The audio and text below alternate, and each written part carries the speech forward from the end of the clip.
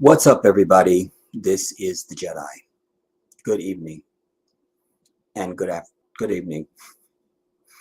Um, Sorry I wasn't here uh the other day after we had, or Tuesday, Wednesday. Um, that's why I don't like to say anything I'm gonna do.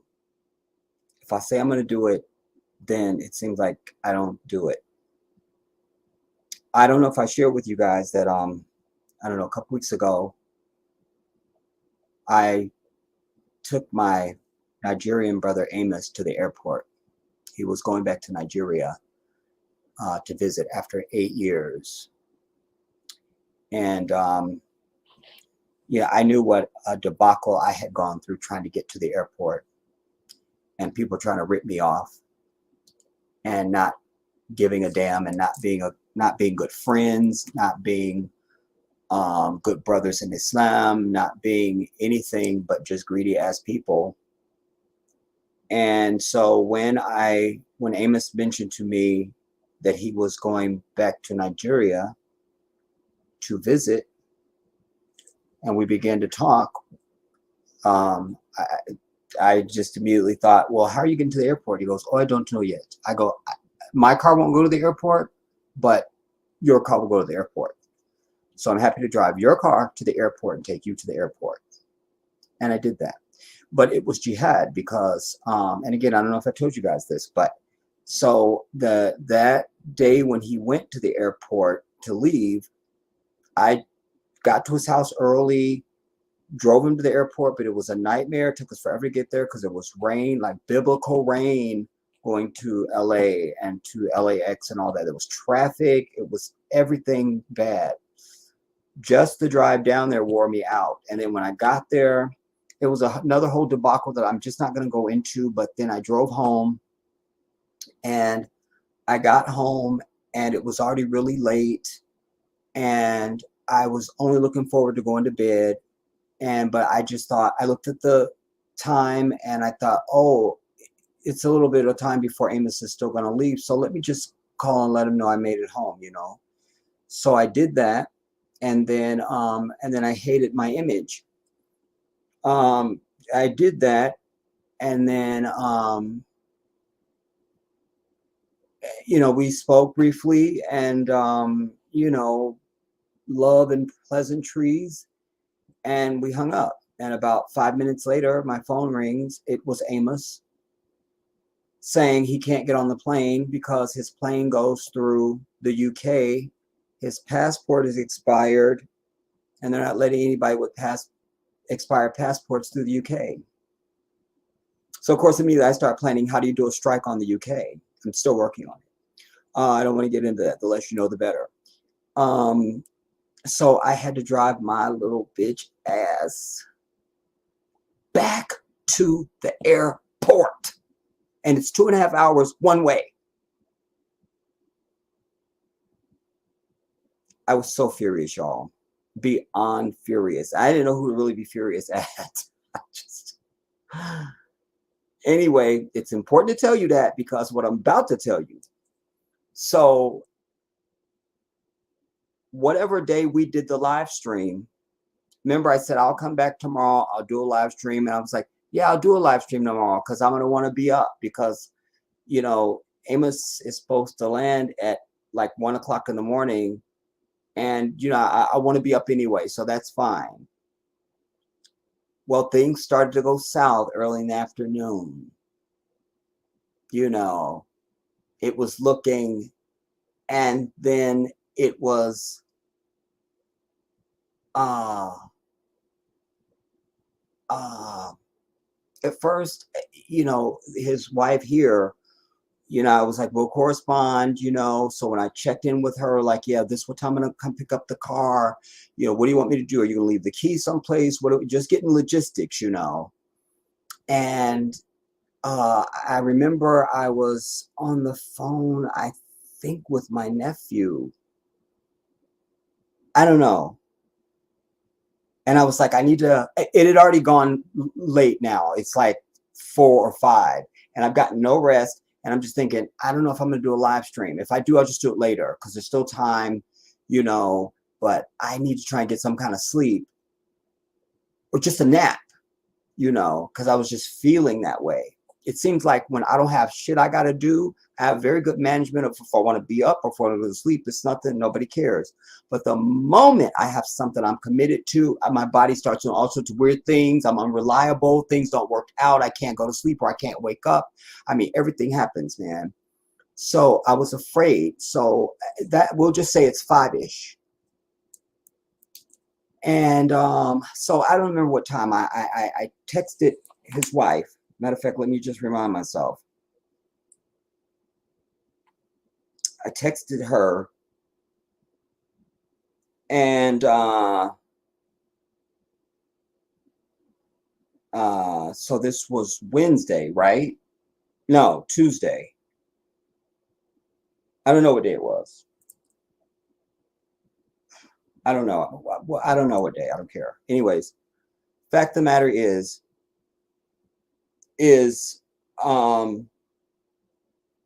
at some point,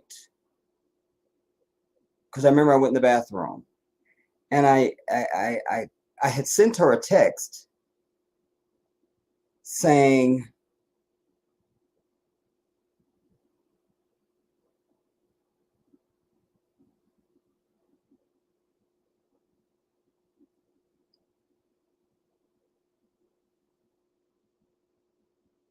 I don't know, maybe I called her. I don't know. Anyway, and whatever conversation we had then was like, yeah. Then later, okay, that was before. Then later, I think I was in the bathroom and I don't know what.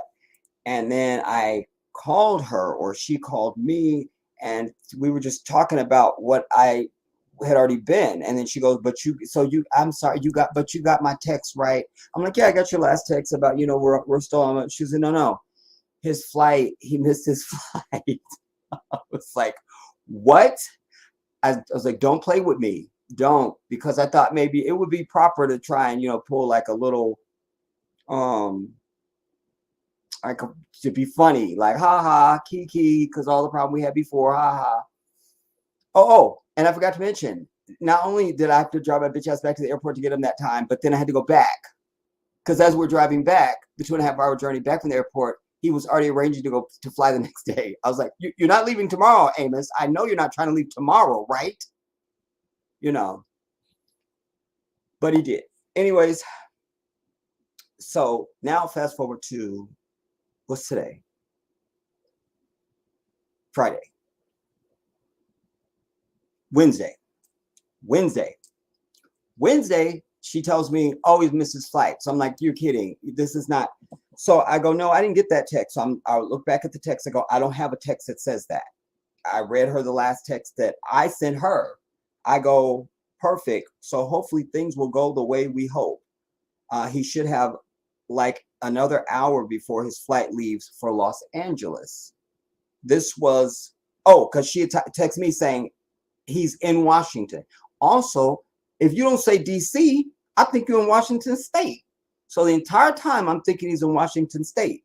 And even when I looked at the little screenshot she sent me of like the little itinerary piece, this thing that you can't see, damn it. Whatever.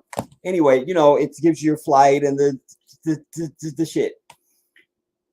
Even it says Washington to Los Angeles, not Dulles, not, you know, Reagan, DC. No, Washington. So what would you think? And at one point, she and I discussed, because it said he had the flight duration was 5 hours and 44 minutes. I just thought, it doesn't take 5 hours and 44 minutes to fly from Washington. Well, maybe it does, you know, I don't know. And maybe they're on a different time than us. And so I don't know. So when she sends me this, when she tells me, oh, I sent you a text saying he missed his flight, I'm like, what? How? Turns out he brought back all of Nigeria with him in luggage. Now, remember, I took him to the airport, so I know what luggage he took. He flew kind of light. And Now, apparently he was bringing back the entire country of Nigeria in bags. I don't know this yet. So she goes, why did she tell me he missed his flight? I don't know if she even was clear about why he missed his flight. I'm looking at the time and I'm like, I'm going to call Amos. So I call him because, anyways, and at some point during our conversation that he mentions, or I get some inkling that he's not in Washington State, he's in Washington, D.C. I can't.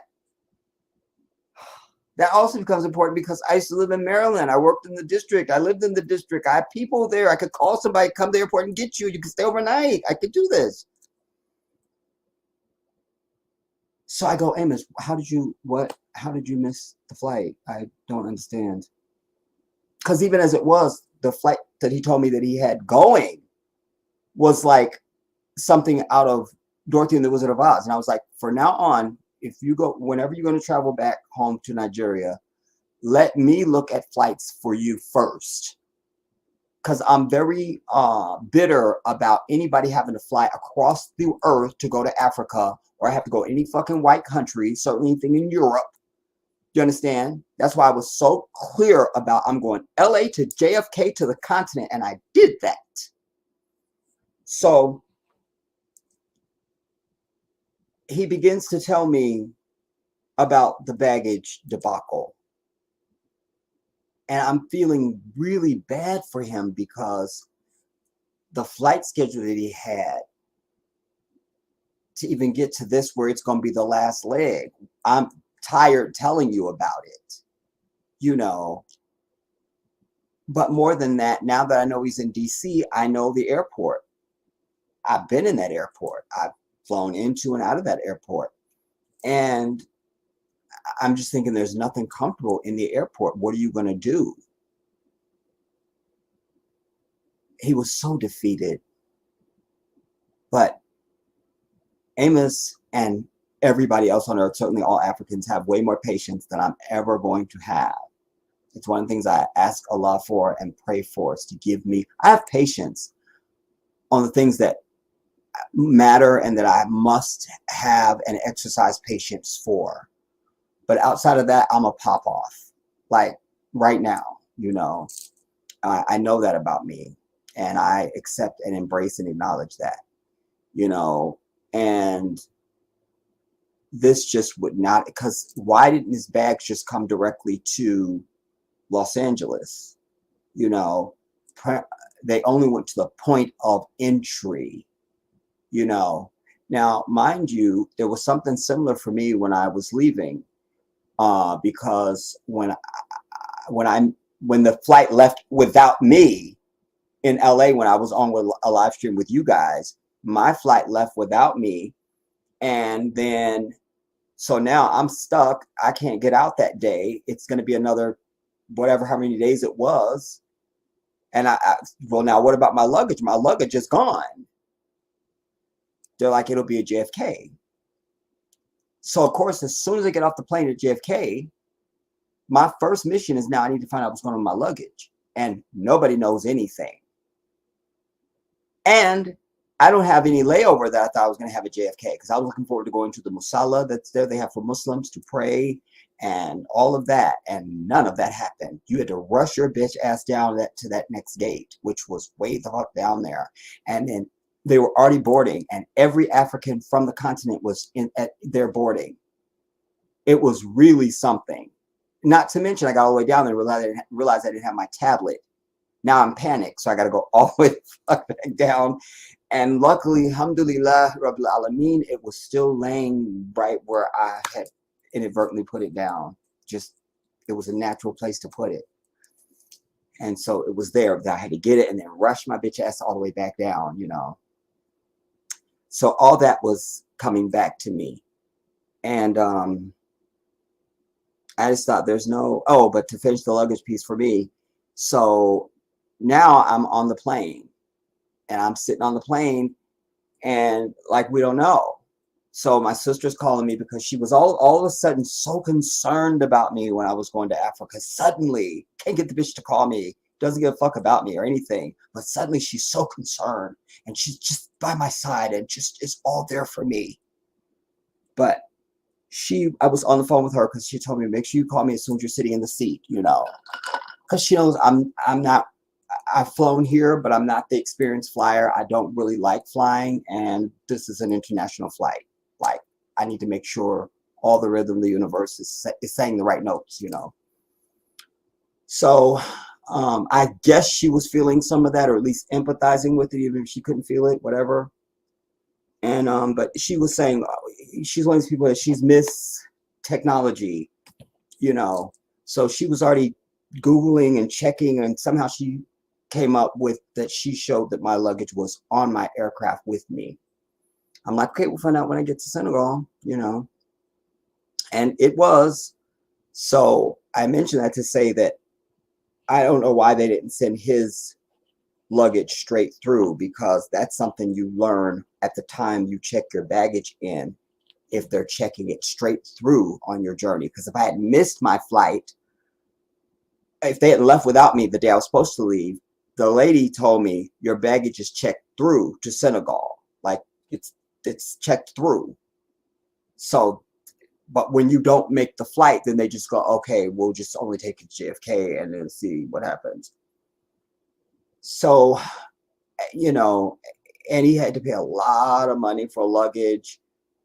And one of the bags, I promise you, on everything holy, it felt like it had a dead body in it. There, I've said it. I mean, it was just, you know, so, you know, I just was like, you know, do you want me to call somebody? You know, Amos, you know, it's late, but it's, you know, this is not a normal circumstance. You know, maybe I can get somebody, you know. You know, my buddy James works at George Washington Hospital. George Washington Hospital. I think that's the name of it. Anyways. And you know, my buddy Dennis is just, well, he's in Maryland, but it's not like that. Like we saw Maryland, DC, Virginia as one. Most people will tell you the DMV, it's just one. It's one. Unless you live way the fuck out in Virginia, or way the fuck out in Maryland, or way, you know, like it's just one. We don't even really, in one evening, you can be in all three states doing something, or one day, and it doesn't feel like there's state lines or something, you know. So he was like, no, because he was just saying it'd be such a hassle to get out of the airport and then go through security and all that stuff again. And it was going to be more hassle than it was worth. And I just thought, well, you ain't going to be able to sleep nowhere though, you know, like, anyway, so his flight wasn't getting out until 6 something the next morning. So now I've tried to, and I didn't get a nap. I never got that nap I talked about. So now, meanwhile, that last time I talked to her, would have been probably the time that I would have been trying to get like a nap or something, or, you know, some kind of shut eye. Because now I don't want to go to sleep now too much, because I need to make sure I'm up so I can leave in time to go get the car and then be there to pick him up. I don't want him to have to wait. Now that energy shifts from, okay, now you don't have to go tonight, but now you need to try and get to sleep, because if you don't get to sleep in time, if you get to sleep too late, you will oversleep and you won't be there to pick him up when he's arriving. And he was getting in at now 11:30. So I mean, you got to leave here at 9 at least, you know. So there was that fear I could miss, you know. And anyways, so just I'm worn out. And in fact, even when we were coming back from the airport yesterday, I could not stop yawning. I couldn't stop yawning. We were talking and laughing and all that, and every 2 seconds I'm yawning. I'm like, I cannot stop yawning, Amos. I can't. Like, I know I'm tired, but I'm good to complete the journey, you know. I just don't know why I'm yawning so much. It was the worst, dude. It was the worst. It was the worst. It was the worst. But What are you going to do? And then, yeah. Anyways, so that's why I've not shown up before now. And I really wanted to try and do something earlier than now. But of course, I had to be interrupted because I didn't get a chance to go to the mosque today. And I think I don't remember why, but this is Friday. So yesterday, immediately when I got in from dropping Amos off, getting my car, driving home, as soon as I got in here and took my clothes off and just like, I can't do shit else, I'm laying down, boom, it's my nephew decides to call me now. I've been calling you for, I feel like we talked, I have to look back. Now you want to call me now? I'm tired as fuck. Now you want to call me, you know, and I really didn't want to answer, but what am I going to do, you know? So we spoke for a little while, and but Wednesday, no, we were on Wednesday also. We were on yesterday. We were also on Wednesday because I was on the phone with my nephew. I was like, I got to get off this phone because I got to try and get some, try and get some type of nap before I have to go and pick up Amos tonight. So when we were on the phone that night, I got a phone call that was coming in. I was like, nah, I'm not going to answer it. It was a buddy of mine. I'm like, I'm not going to answer it. I'm not answering it. I'll call him back. So I just finished yakking with my nephew and we got off. Then I tried to call my buddy back. I call him. Turns out I wish I'd answered it because he was calling me because somebody was trying to sell him a drone. He knows that I fly drones, and he wanted me to just sort of approve it. Like, is this really, what is it? Is this, because he's looking to get into getting a drone, blah, blah, blah. And I'm like, oh man, I didn't answer the phone. Like, but he was supposed to set something up for yesterday. He's going to call the guy, tell him, make sure everything's charged up, and then just bring it over yesterday afternoon. So by the time I'm getting home, it's almost that time. I'm like, I hope he doesn't call, because I don't feel like doing anything now. But I'll go if I have to, So that was the other thing. It was kind of tentative because I just thought, well, maybe I might get a little nap or something and I'll come and do a live. Anyway, I'm just trying to express to you guys that, my intentions are always pure with anything that I do. And if I utter anything from my mouth, I mean it. But sometimes just shit just gets in the way, dude. It seems like as blessed as I know my life is, it just seems like nothing goes my way ever. I really must say that because it's the truth, and always something has to intervene that fucks up what I have going on or what I think I'm going to do. And, and it's just the worst thing. Or you haven't talked to somebody in a while, and when you call them, they're not available. So the moment you don't have any fucking time, they're calling you then. It's just things like that. I could give you a million of them. It's just like, I try to remain in a state of gratitude. I do live in that place. But sometimes that's challenged, And then I also had the thought, I have to confess this, I guess yesterday or whatever day it was, one of these days, whatever. My days are all, I usually don't know what day it is anyway. So just one of these days I just tell you about since our last stream, when I was thinking, I can make an effort, then I just thought, I don't need to make an effort because I'd be telling you guys I do this software so you can come on and have conversation. You won't. So why should I be pressing my ass to come over here and be live for you? I don't really need to. Just chill, Jedi. You don't need to. You don't need to. They don't give a fuck, so you don't need to give a fuck. And that's the story of my life. I'm usually the one that cares too much about your shit, no matter who you are. There's some apartments next to ours, and their landlord, they're small apartments like ours, but the landlord sent out notices to all of them that he's taking the garages, they're single car garages. If you drive a Honda, you come with a big SUV, you need to just stay your ass on the street someplace. Like, I'm so sorry. If you're in my Honda, you can get out, you can open the doors and get out the car. It's nothing. He's taking the garages. He's not lowering the rent. And, you know, he's like, what type of apartment are you going to turn these little tiny ass garages into? Because for it to be a legal dwelling, it must have electricity, it must have a bathroom, it must have a kitchen, it must have heating and air. How are you going to do that?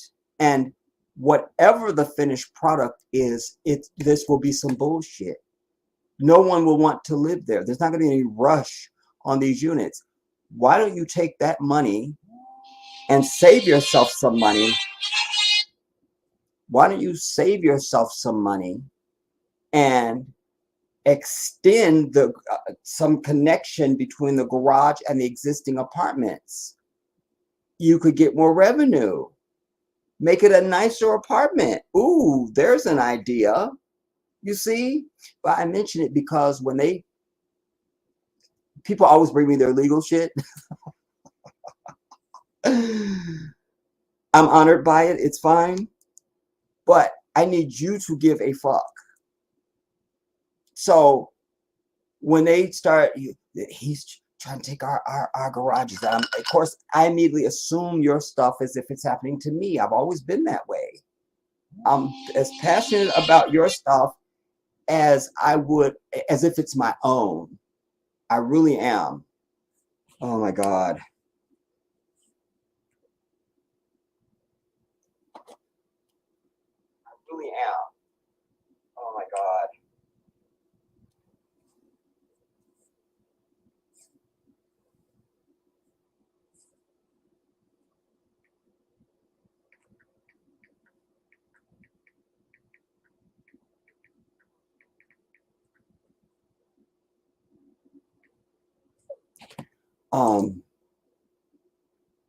And then, I don't know, not too long ago, one of the brothers, well, actually, it's this one lady, it's her son, but he's grown, but he's younger than me. And he was telling me something about it again. I go, you know what? At first I started saying, you know, what I would do. And then I just stopped myself. I said, no. I said, what I'm not going to do is I'm not going to care about y'all shit more than y'all care about it. Just not doing it. I don't need to. I don't need to. Like, that's one of my problems in life. I care more about your shit than you care about it. And I'm trying to break myself of that. Like, I'm trying, you know, like, stop giving a fuck about people's shit, Jedi. Damn. If they don't give a fuck, then you don't need to care at all. Leave it alone. Let it go, you know? So I'm trying to do that. I'm trying.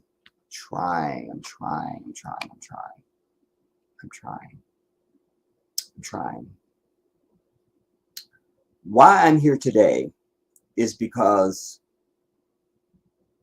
when I got up yesterday, because, by the way, I woke up at 4 o'clock in the morning. No need for me to go back to sleep because I could oversleep. So I didn't go back to sleep because I'm going to leave at 9. I'm going to leave here early enough to go over to Amos's house to get the car. So I'm leaving there at 9. It's like 10 or 15 minutes to drive over there. So I don't want to go back to sleep because I could oversleep, because that's when I got some shit I got to do. That's when my body decides it wants to get that good sleep. Any other time I'm tossing and turning and struggling and stressing. But the moment I got some shit I got to do, oh, the sleep just feels so amazing. Oh, you know. So my best friend was calling me from Florida. And I go, yeah, I'm just about to walk out of the house right now. Because of course he would call me when I'm walking out, not any other time, because that wouldn't be my life. And he says, yeah, did you know that, did you hear that O.J. Simpson died. And I was like, what? I go, no, I didn't hear that. You know, like, and as I told him, I said, this is how I find stuff out, Joseph, because I don't have TV. I don't listen to the radio ever. So the only way I know about something is I accidentally click on something, I accidentally see a headline, or somebody sends me something and tells me something. Otherwise, there's no way I would see it. So I go, well, I'm leaving out now because I said, I told you I'm going to pick up Amos from the airport. He's like, yeah, you told me. I'm like, okay, yeah, well, I'm leaving. I said, but just know this, what you're going to see today is nothing but white people on TV proclaiming OJ's guilt still. That's what it's going to be all about. So know that. I'll talk to you later. So I didn't get a chance to look into anything yesterday. In fact, even when my nephew decided to call me as soon as I walked in and got comfortable, he told me about it. He goes, did you hear that O.J. Simpson died? I'm like, yeah, Joseph called me this morning and told me, you know. And I just had a brief conversation with him. And one of the things I was telling him about O.J., I was like, you know, what you got to understand is at that time, Nasir, it was Destination Television. Like, during that trial, I moved from, it started when I was still living in California and working in California. And I moved from there to Atlanta to Maryland, and the trial was still going on. But wherever I was on earth, I had to make sure I was watching that damn trial some type of way. I called in sick for my job on key days for testimony I could not miss, and things like that. But I made sure I was sitting in front of that TV the day that verdict came down. And as you know, someone who's very good with law and who's able to listen very well, the only verdict that could, not just for OJ, for anybody, the only verdict that could have come from that was not guilty. Nothing else. Nothing else. They tried to throw us off for the first couple weeks, it seemed like. Could have been a month. With this domestic violence bullshit and this 911 call, and look at the bruising on Nicole's face. Fuck Nicole and her bruises, bitch. Show me murder. I'm here for the show for murder. I'm here for murder. Is that down the hall? That's down the hall. That's here. All right, then show me murder. And there was her sister Denise on the set, with the hair. This is all they did. The hair. He threw her against the wall. So, show me murder. That's all very sad, Denise. Okay, yeah, are you done now, bitch? All right, show us murder. That's all very sad. Murder. We'd just like to have it, if you don't mind. Oh, you don't have it. All right, set your ass back down, bitch. And they kept giving us this domestic violence bullshit that no one wanted to hear. It was almost like you were waiting for a move, because remember, there was this build-up before the trial. There was the whole murder, then it was the arrest of OJ, it was the preliminary hearing where he pleaded not guilty, and we saw OJ for the first time. He looked amazing, he had the waves in his hair, he looked like a real brother. I don't know what I expected to see, but not what we saw, because we wrote OJ off a long time ago. I probably thought I was going to still see the dude with the afro. I don't know what it was, but I was most impressed and pleased and proud when I saw OJ. I'm like, OJ is killing it right there. Like, I was not mad. So that all happened, and now we're waiting for this trial to begin. Remember, there had to be an impaneling of the jury, and whether it's going to be sequestered or not. It was a whole lead up. So now you start this trial, bitch, we want murder. And you're giving us all this commercials in advance. We don't want this. We want murder. And they weren't giving it to us. And when they did finally give it to us, they gave us, then they brought in Chris Darden, because the jury was black except for 3 of the jurors. Or as, I forget the bitch name, jurors. She was dead ass, some white bitch, like probably a Zionist bitch. She literally says it like that. Jurors. I used to crack my dad up with that whenever I'd be reciting something from the trial. I'd be like, but Dad, you don't know because these jurors, I would kill him over. But most of these jurors were black, and then 3 of them was not black. And so somewhere along the way, because everybody on the prosecution side, Marsha Clark's bitch ass with her mole was all white. So they suddenly brought in Chris Darden. That immediately, like, you trying to like, watch, I try to look like I ain't just here to prosecute a black man. Like, it was just an old fucking trope. You know what I mean? Again, white people think they know us. They don't fucking know us.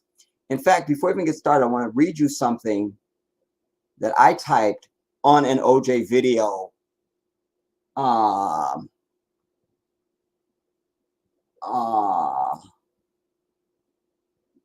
The video doesn't matter. Nobody cares.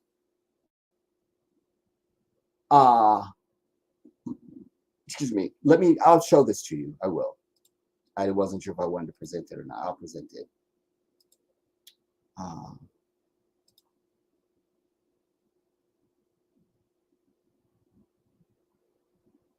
Oh.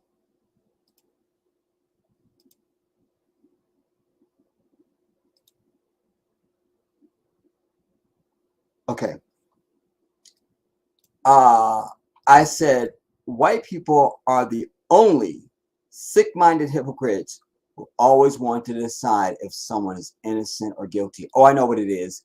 It's the fucker from, I have this clip lined up to show you, actually. It's the fucker that looks like the gay Zionist that stands up there with them with the locks, but he's not fucking black by any stretch. There he was singing the fucking song for white people. So this is what I said to that video, because I was sourcing videos to pull for you for this. And what am I doing? Oh, does that? Yeah, okay, it goes up like that. I say, I need to expand this because I can't read it. Damn it. I say white people are the only sick-minded hypocrites who always want to decide if someone is innocent or guilty, no matter what a jury and court of law has to say. A jury said not fucking guilty for OJ, just like they did for Michael Jackson, but still white people obsess on wanting them to be guilty. This is why I say white people, all of them, are guilty to the end of time for all the murdering and genocidal killing they have done to all of humanity from the beginning of their history up till this very day. Let this man die in peace and let Allah decide his fate. And shame on this non-black dude who jumps through the hoops for his gay Zionist master, Harvey Levin, to sing the song that white people want to hear. If by some stretch of the imagination OJ was guilty of this crime, it will never equal or compare to the many centuries of savage behavior of white people. He never dropped a nuclear bomb on Japan or gave AIDS to the world. He never killed a president and claimed it was a magic bullet. He never murdered off Native Americans and stole their land. He didn't murder Dr. King or Gandhi. He didn't kill off the natives in Australia. His kids never did a mass shooting. OJ never did a mass shooting. He never started any world wars. He didn't put millions of people on the streets to live homeless in America. He wasn't giving millions of dollars in weapons to Israel to murder off hundreds of thousands of children and women in Gaza. The same white people who claim he was so guilty are the main ones making money off him with their books and media stories and documentaries, news articles and magazines and everything else. I could go on and on and on and on. So back the fuck off OJ. That's what I had to say about it. That's what I had to say about it. So I think it apropos that we start with that video clip, quite frankly, as our jumping off. But as I was saying to my nephew, when this verdict came down,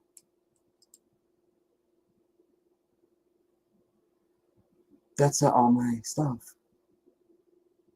Don't do this to me. Oh, you're an idiot.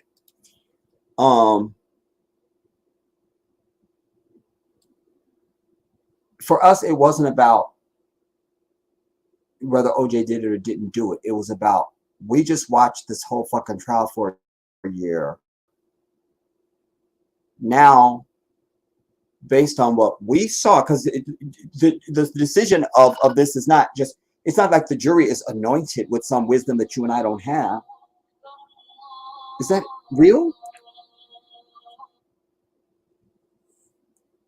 They don't have some wisdom that you and I don't have. So everybody who's watching this, if they weren't talking through it and listening and watching and not hearing voices in their head, then they came to the same conclusion. Not fucking guilty. Listen, this thing went on for a year. The trial was over in the first, I think, week, or maybe we can have 2 weeks, something. When Barry Scheck, I'll show you who that is.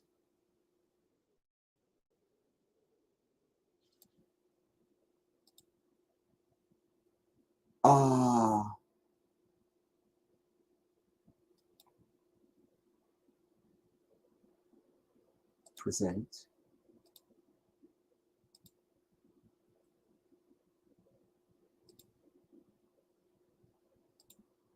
This is Barry Scheck, everybody. It was him and Peter Neufeld. They were brought in from New York because they were part of the Innocence Project. But one of their claims to fame at that time was that they were very good with DNA, which was a new thing. It was new. And so they were brought in to explain DNA to the jury and all of humanity, quite frankly. And so we went through weeks of that shit. You know, just, it's fucking DNA. Just, there's a simpler way to say this. That's what I hate about fucking court. They break down shit in a way that it will take you 2 seconds to say it. It'll take them a month and a half. It's like soap operas. It'll take them 3 years to do one fucking scene. I don't know how my grandmama and them used to sit there and watch the shit, and my sisters. Vicky gonna tell so-and-so today that she's sleeping with whoever. And they go the whole episode, in the last 2 seconds, Vicky turns around and goes, Jack, there's something I have to tell you. And then it fades to black. And then they don't know shit for another. I can't live like that. I'm not living like that. I'm not living like that. Me, I'm not doing it. I'm not doing it. Not doing it. This was that. So, but not only that, they're very good trial attorneys, and they provided other support for the overall legal defense of O.J. Simpson. And I cite Barry Scheck now because in this first week and a half, 2 weeks, whatever it was, when he put up one of them big cardboard cutouts that you see them bring into court as an exhibit to show. It was reasonable doubt to explain to the jury the case. It was over there, everybody. Everything else was just all these little sort of cottage industries, the media and magazines and tabloids and, you know, other fucking people to get a career off the ground and to just keep it going and milk it for filth. It was over. It literally was over because the law of California, and I don't know if this law is the same for reasonable doubt across the country, but this was pertaining to California, obviously, because it was here. And it was very clear, like, if the state presents an argument against the defendant that is reasonable, and he read the definition of reasonable under the law. Reasonable basically means it's plausible. The average person with the lowest IQ, just basic understanding, would agree with this. Not, and it can't be outrageous. So you can't be like, well, it was a alien that came out of the ground and that happened. That's ridiculous. Nobody would believe it, even if it could be true. That's something else. But nobody would believe it, so it's not reasonable under the law. So the law is saying if the state presents an argument pointing to the defendant's guilt that is reasonable, you, the jury, are to adopt that. Next line. If the defense presents a reasonable argument that points to the defendant's innocence, you must adopt that. In other words, the spirit of the law is that no matter what, we're going to give you the benefit of the doubt, because it's supposed to take into account that to sentence someone to a very long time in jail is very serious. And so we want to be sure we're giving you every benefit of the doubt. We're not just here to just sort of snatch you away, even though that's what the fuck white people do all the time. That's another thing that we learned from this trial, and so another reason why I'm bringing this. Because if this was a white jury, this would be over. Before I go on, look at the title of this video. Absolute, go the fuck away. Absolute proof, innocence of O.J. Simpson. You need to go and watch this. Why? Because he and Peter Neufeld are talking to Charlie Rose, who we found out was a fucking molester. So there's that. But Peter Neufeld and he are pointing out racial disparities. They're speaking the way that we do too much when we're around white people. Like, you're there. Why are you talking about? But this was perfect. This was nothing but white men. And they're talking about, they're indicting their own selves for racial bullshit and acknowledging shit. That's a rare and beautiful moment. But, and especially Peter Neufeld, which is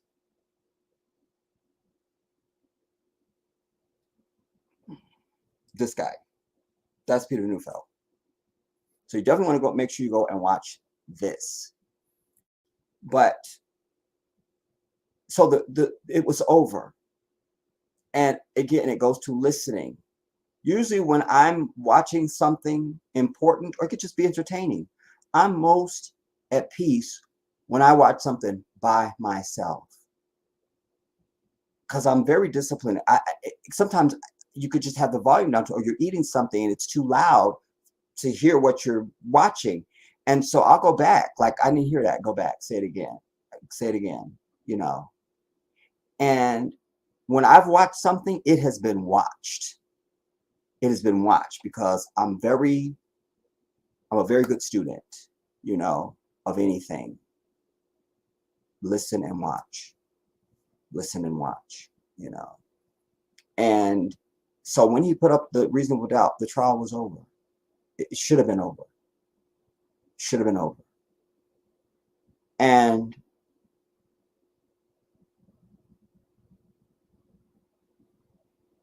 what we understand, and even the jury foreperson, our sister, I remember the video.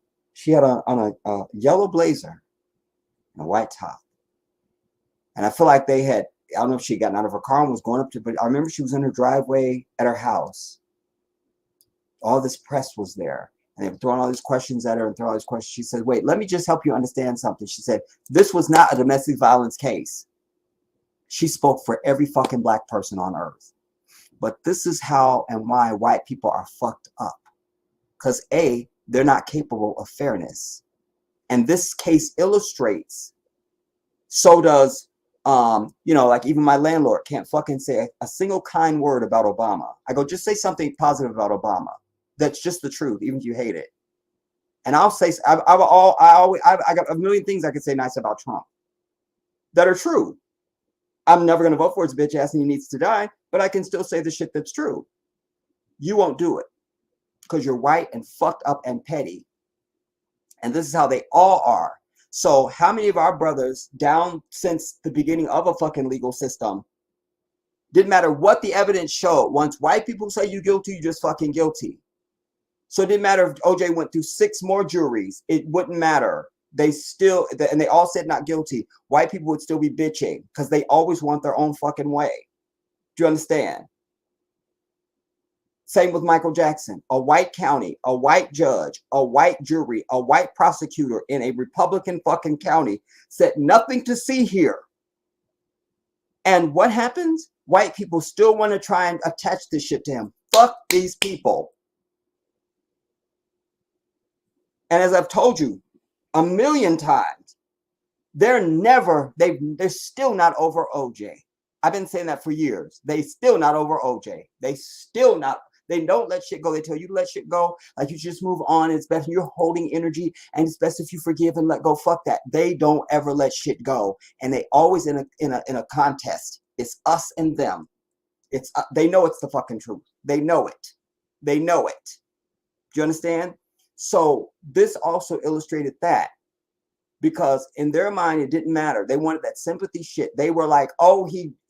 And by the way, the 911 call bullshit happened in 1989. This murder happens in 94. Anybody who's ever done any type of domestic violence will tell you, even if that spouse ends up killing the other spouse, there's usually a crescendo, a precipitating moment, and then there's an escalation, and it's just not like I hate that bitch after so many years, I'm just go kill her. You know, that does not happen. All the profilers will tell you that's not the way it works. But that's what they want you to believe about OJ. Mark Furman saying he saw them laying there, plural, 2 gloves, claim he misspoke. I just saw the one at Bundy, but the other one was at OJ's house at Rockingham. So, no, damn it, no. So let's start, or as the chick on The Weakest Link used to say, we'll start. I missed that show for her.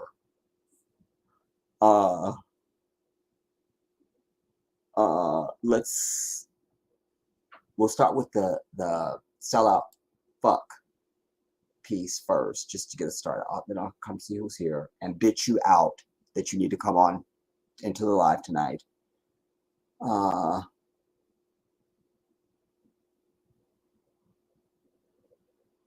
Oh.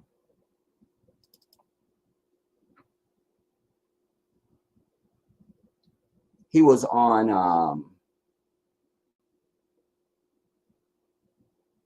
the news. Wait.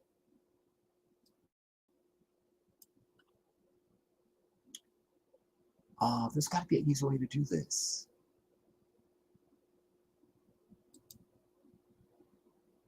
But I don't know it. There's got to be a way.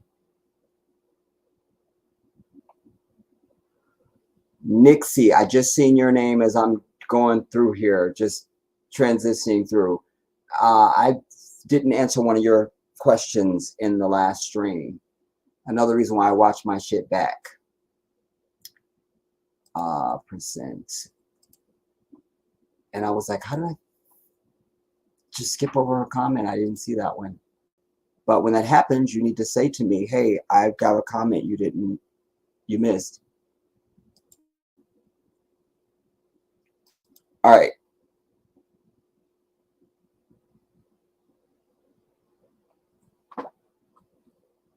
Let me play this. Again, the man just died. By the way, when they mention Elvis, they never tell you he was sleeping with Priscilla when she was 14. They don't get into that. There's a time. They always run out of time, so I'm sure that's why. You see, you never hear it. This is why you must, my people, because this is going to be true whether you decide to do it or not. But every time you don't, you continue to tighten the noose around our neck, and you are the people holding us the fuck back because you are too ridiculous and can't get it together. You understand? There is no forgiveness for fucking white people for a goddamn thing, because whether they acknowledge it or not, and they are not a people who acknowledge, so fuck them. The fact of the matter is they know they're evil. See, when you're bad, you got just shit all over you, you feel some type of way. The moment you see somebody that was clean get some shit, just a little scratch on them, you want to highlight it because thank God, they're with me now. That's how they are. That's how they are. So even if OJ had killed this white bitch, so what? That's one white bitch. I got 35,000 carcasses in Gaza right now. I could show you. Huh? Don't look at me. All right. Let me play this. Nation, and now and I need to his go death so I is can doing the see what same. you're hearing. O.J. Simpson has been a polarizing figure for decades. Let's bring in T. Charles, thanks so much for joining us here in Houston. Can you give us your initial reaction to the news of his death? Was your team there surprised? Because we saw a video not too long ago where OJ said, "Hospice? Ha, no, I'm fine. My health is good." Yes.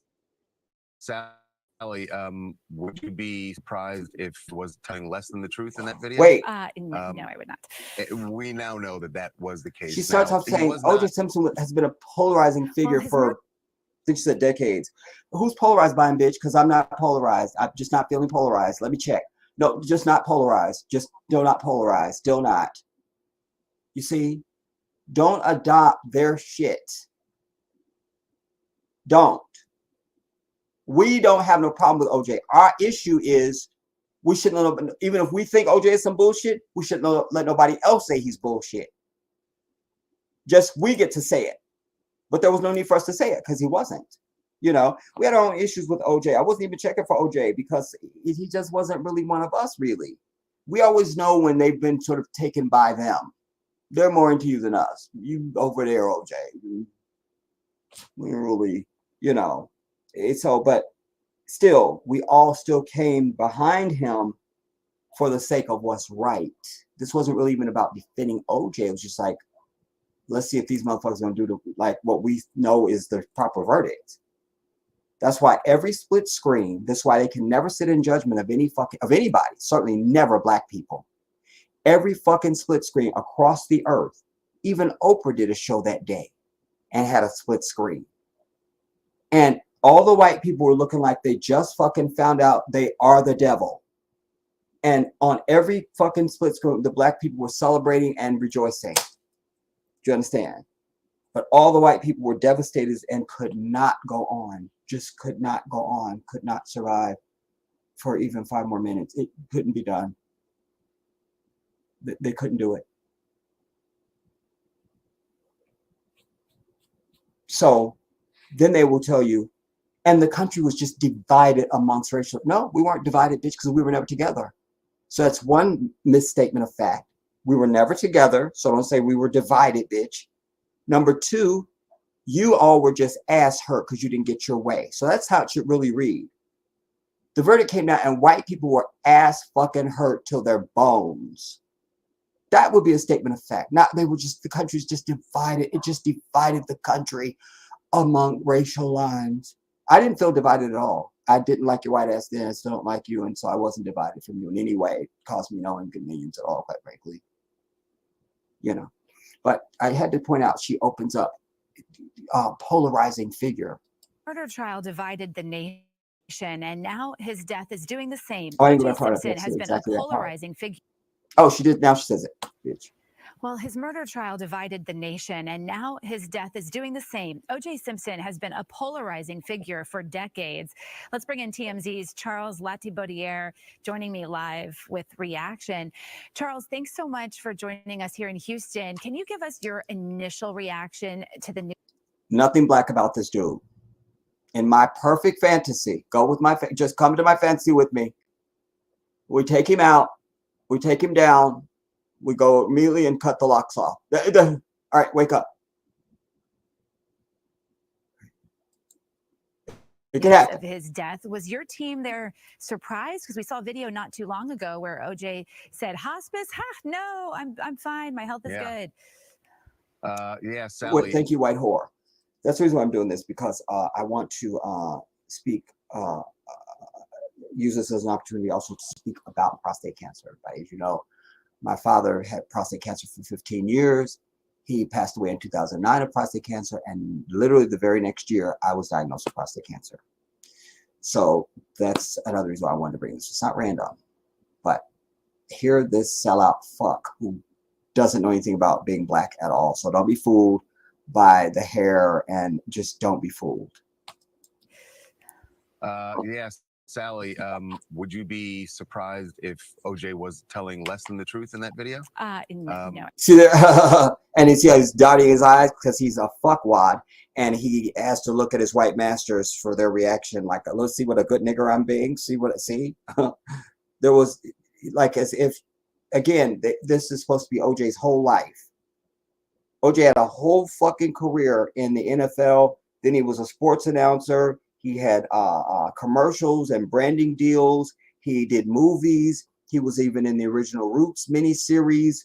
On and on we could go. He did a million other things besides this white bitch, this drugged out white bitch.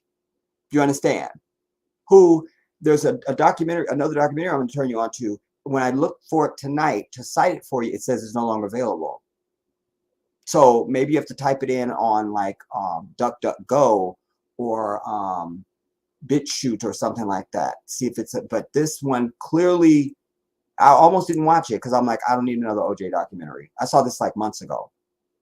But I did need another OJ documentary because this guy had been close to OJ, and then he got OJ to let him film like a whole segment of his life, almost like a reality documentary sort of thing. And this guy lays out very clearly and very plausibly, and he shows you the guy who did it, that he was even in the police custody at one point, but they were so fixed on OJ. And the piece I just cited for you when I showed you Neufeld and Barry Scheck, they also go in great detail talking to Charlie Rose to say they never even tried to look for anybody else. They decided in the first hour of this murder that it was OJ, that they were going after him.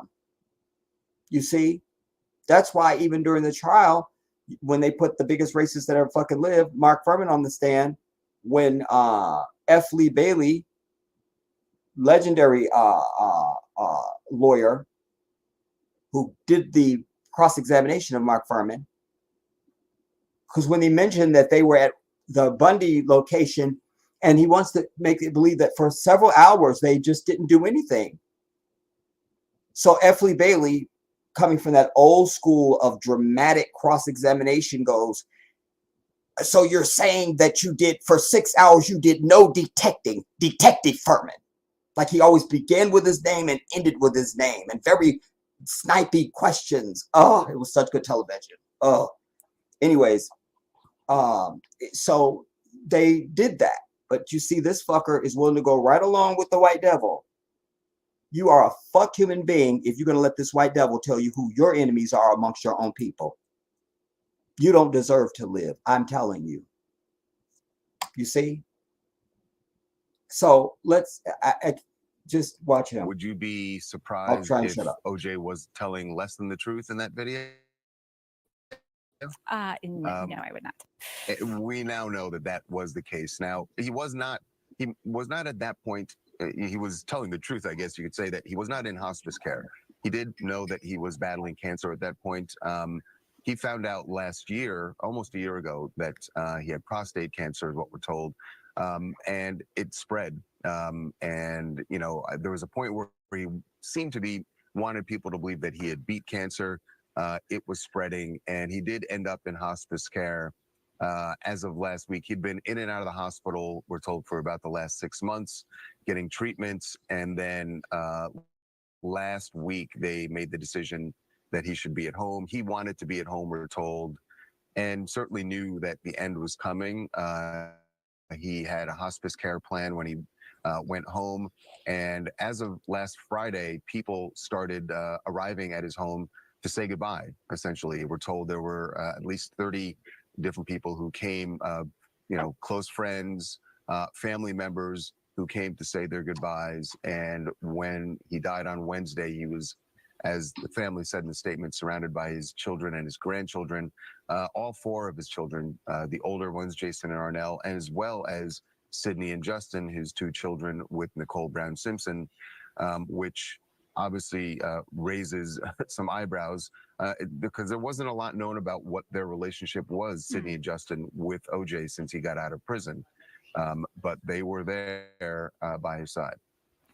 Is there any word on OJ's final words? A lot of people have wondered, was there a deathbed confession? Do you think that anything like that was possible? Certainly possible, but I would say highly unlikely. As for what was actually said to the people who were there, we don't know. And we do know this, that his people made sure that everyone that came to say goodbye to him before they went into the room, he was set up with hospice in his master bedroom. But everyone had to sign an NDA, and no phones were allowed in the room when they were talking to OJ. So if there was something said, nobody's supposed to talk about it. But I got to tell you, Sally, it is so unlikely. I mean, everything we know about OJ Simpson, he had convinced himself that he didn't do it, and that there would be no reason to confess anything. And it would be an absolute shock to me if that was something that he said to anybody, friends or family, that he made any sort of confession. He had, lived his life for the last 30 years convincing the world and himself that he did not do it. So, or at least trying to convince the world. I don't know how successful he was with that, but had certainly convinced himself. And Charles, real quick before we let you go, millions were glued to that slow speed chase involving the infamous white Bronco. Where is it now? Can the public actually see it? It is a very weird place. It is in Tennessee. It's in Pigeon Forge, Tennessee, at a museum. It's called Alcatraz East, and they have had it there since, I believe, 2020. They basically are leasing it from the owner of the Bronco, who is a private citizen, someone who used to be a manager or agent for OJ, and he bought it and is leasing it to them. So you can go see it at that museum. You go to Dollywood, you go see the Bronco. All right. Hey, Charles, thank you so much for joining us from TMZ. Have a great weekend. You Up too. next, a top.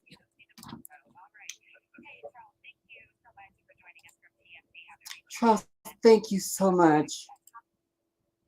She would say the same shit about him if he was in OJ's situation. You feel me? And just that statement, he spent the last years convincing himself. You see, they're going to tell you're guilty no matter what. I mean, this is what you're dealing with. So had that jury been white, and I love that not only he, but I'm going to bring you a piece from Alan Dershowitz, who I fucking cannot stand, a stinking Zionist, stinking big nose Zionist.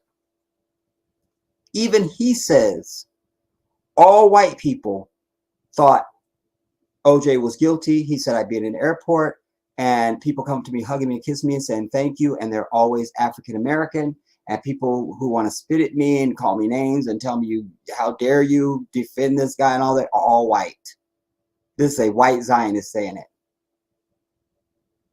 Truth and water are the same thing, everybody. They find a crack and they goddamn it come through.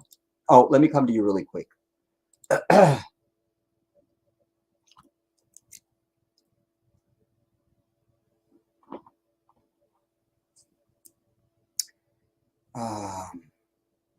Oops. What'd I do? Okay.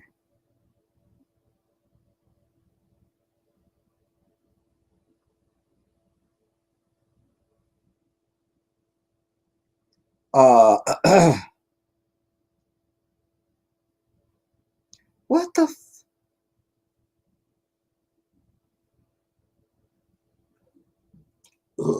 excuse me. Cheryl, a big shout out to you, Queen. Good evening. Andrea Smith, a big shout out to you, Queen. And my little man, Dior.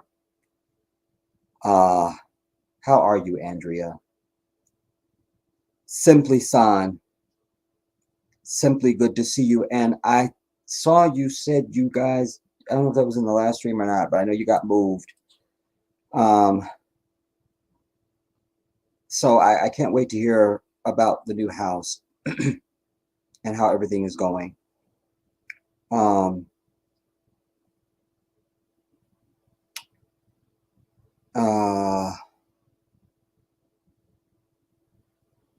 don't know why this thing isn't moving.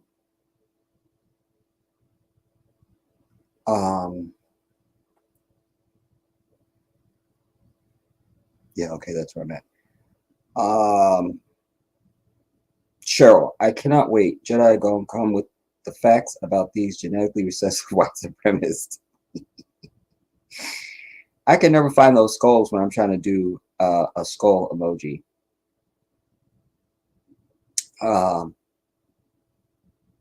You say rest in power, Orenthal's James Simpson. Yes.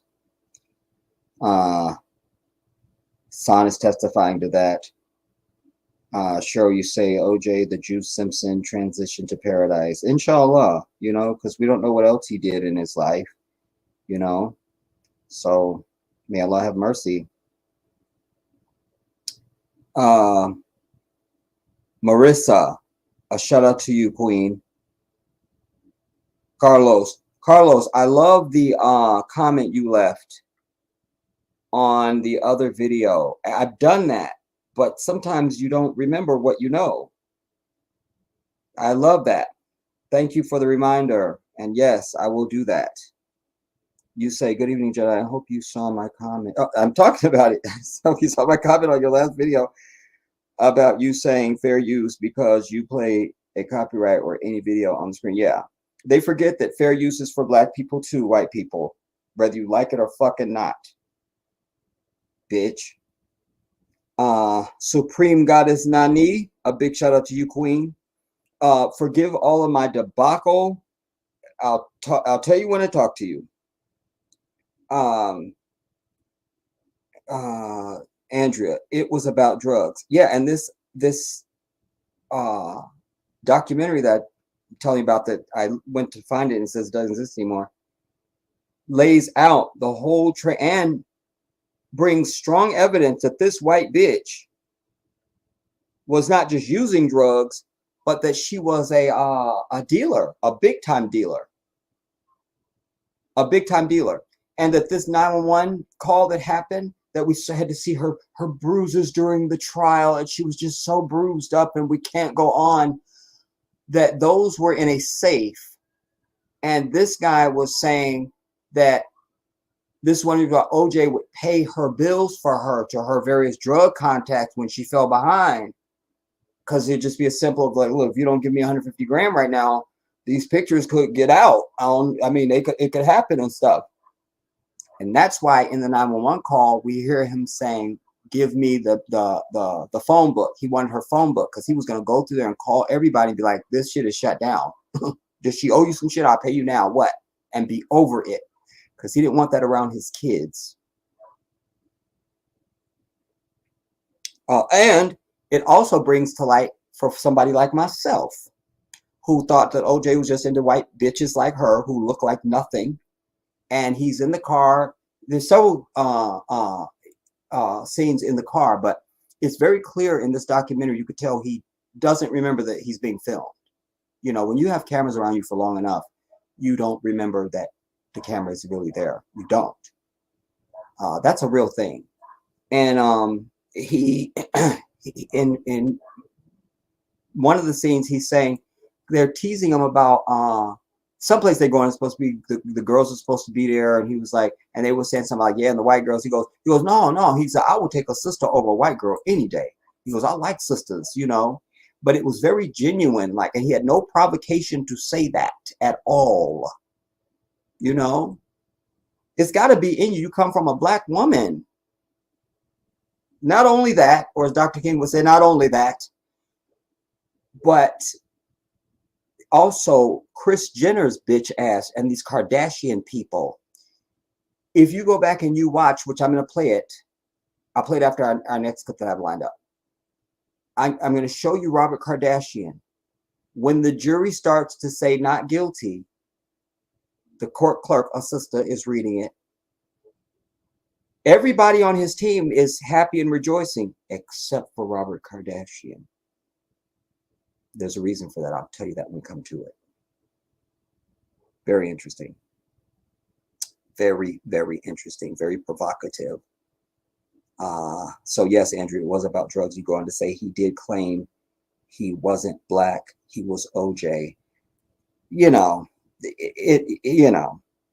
well, if he wasn't, he certainly snapped back after this fucking trial, because one of the first places he went was to the black church.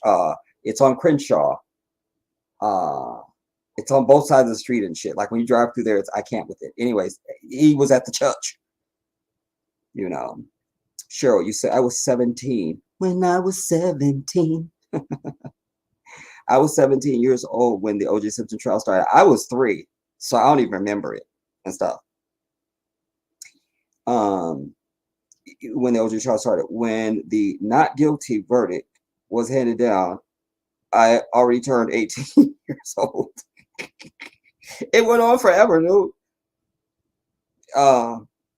Plus, there was days when the judge gave the jury time off, and it was just it was the longest thing on earth. Andrea, Real Black One has a awesome video on YouTube on this trial. Okay, there's a reference for everybody to go and see something on it. This one I'm telling you about is really good because this guy was close to OJ. They had been, I forget what the relationship been before, and he was a promoter or something for OJ. And it was after this thing. This was after the trial, and he said, OJ, I can get you in front of 20,000 people or something like that, 30,000 people or something. And he promoted some sort of event, and there was OJ on stage. And he said after that, OJ just kind of trusted him and was willing to, kind of warm up to him a little bit. And they formed a bond, and it was a whole thing. It's very credible, and I'm looking for the shit, and I wasn't finding it.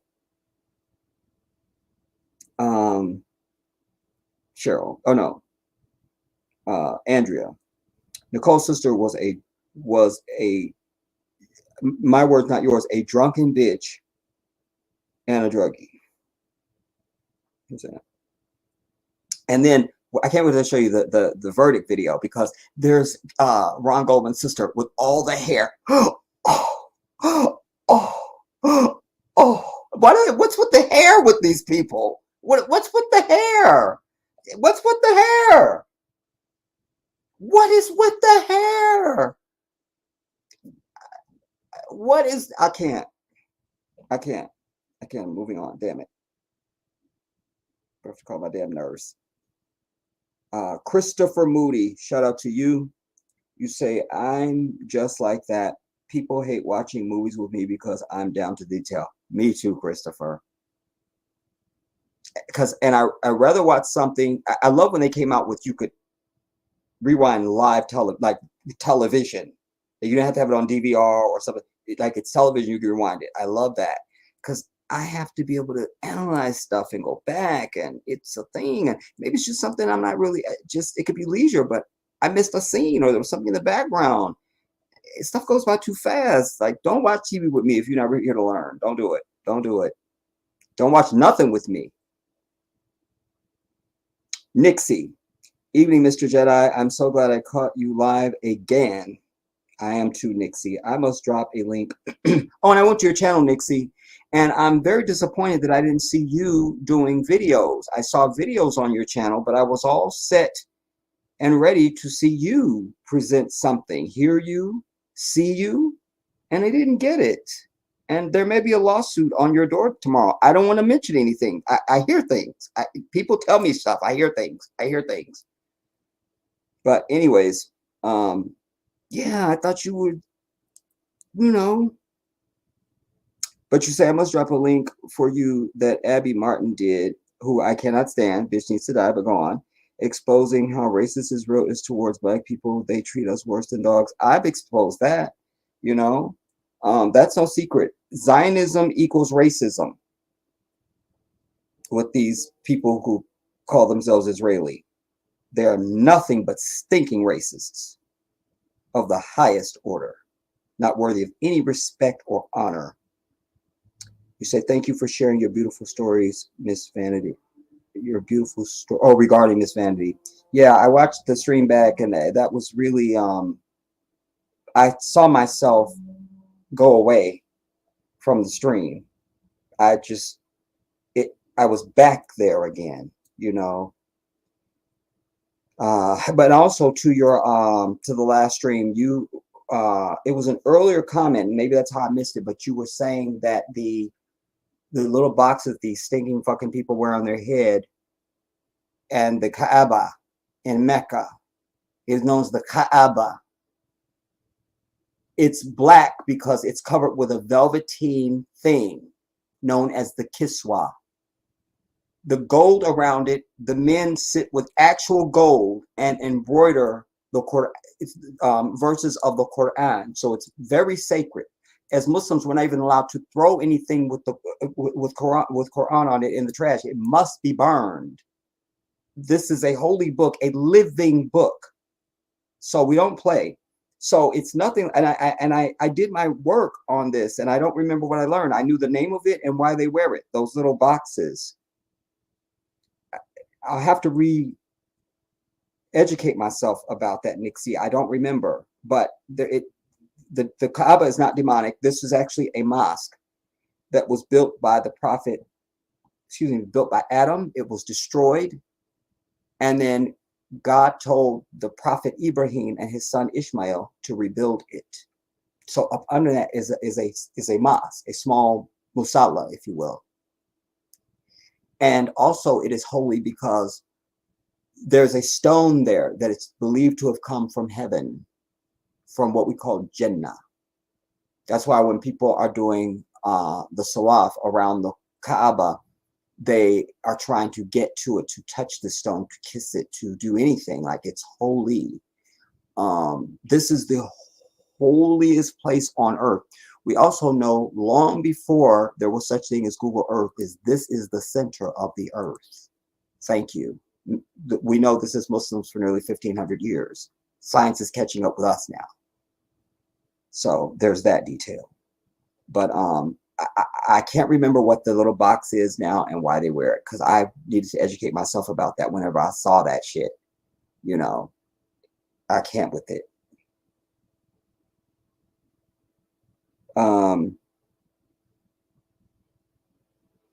Christopher, what's the name of the documentary? I gave it to you. It's called Apps. No. Oh, I didn't give you that one yet.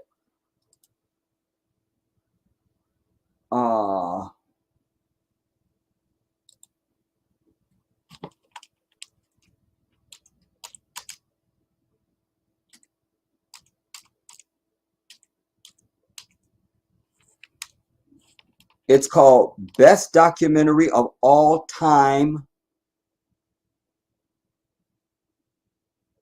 BBC, O.J. Simpson, The Untold Story. The best documentary of all time, BBC, O.J. Simpson, The Untold Story. Fantastic. Like, you will get your entire life. Unless I made a mistake.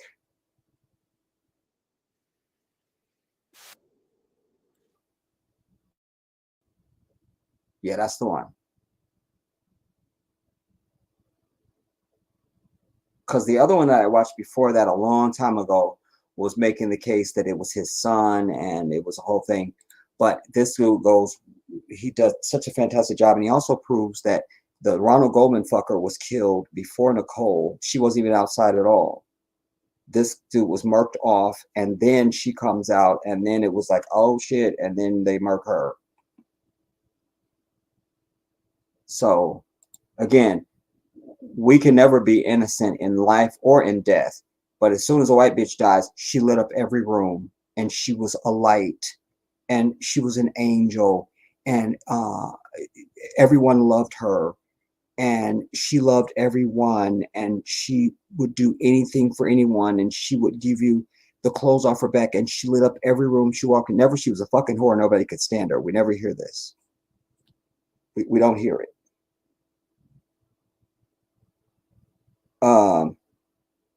Cheryl, the whole OJ Simpson did it phenomenon created by the oppressor class. White society was a billion-dollar business. Thank you, Cheryl. As was the Michael Jackson thing. And what makes me sick, whether it's OJ or anybody else, I never see Black people telling our stories today. I don't know a single Black author that wrote a book about OJ, a single documentary done by a Black person on him, just OJ. You understand? Anytime I've even done used Malcolm's clips, it's always some shit with YouTube or something. Like this is our people, bitch. Step back. I'm sick and tired of it. It's so many things, man. It's so many things. Richard Hart, a big shout out to you from the UK as well. Morning Jedi. OJ walked for one reason and one reason only. Mark Furman. Well, that was a big one. And Barry Scheck and Robert Neufeld point that out. The big reason why OJ walked is because when you have a Black jury, see, that's what I said, we're actually people. We actually have a soul, and we have more morality and righteousness in us. White people don't possess it. White people don't possess that. So this jury was willing to listen. If they had any inclination that OJ was guilty, he would have been behind bars for that a long time ago. You understand? But the big piece of evidence, Richard, as cited by the attorneys, and I know this from the trial, was the socks that they found at his house, because they had the most preservative in the blood. Also, the blood was such that you could tell it had been poured on the sock. Because if you're trying to tell me OJ wore it, then how did it go through his body to the other side of the sock? Not understanding. And it had all this preservative on it, and it was a whole thing. That was the big piece of evidence, as cited by Neufeld and Barry Scheck and Alan Dershowitz as well. I'm going to be showing you a clip of Alan Dershowitz tonight, inshallah. But certainly the Furman thing was also a big one, because but it wasn't the linchpin. But it certainly got rid of all the evidence of the glove, because remember, he was the guy finding all this evidence. The blood that was in the Bronco, the criminalist testified that this blood was on the inside of the car, couldn't be seen from the outside, so that his bitch ass was in the car in some type of way. But you said you weren't in the Bronco, so did you have X-ray vision? Did Superman come down and help you? We'd just like an answer on this so we could have it. We'd just love to have that. San, Jedi, I got a lot to tell you about living in this part of Florida. Call me when you have time, dear friend. I will, San. We need to catch up, and also, I need to. I'll catch you up when I talk to you. I'll say it then. Willa, a big shout out to you, Queen. It's so good to see you. And I can't get out the house, Willa, with my necklace without people mobbing me damn near. Andrea Smith, call me Jedi. Do you have my number still? Dior will be for the 27th of this month. Wow. So powerful.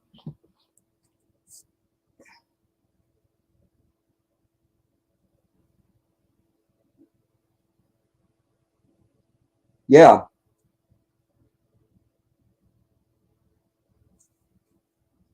Begins with an 8, ends with a 3, area code begins with a 4. Got you.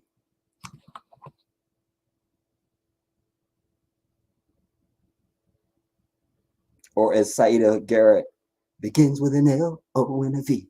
Last letter is ooh-wee. I want you, you want me. This kind of thing can lead to the birds and the bees.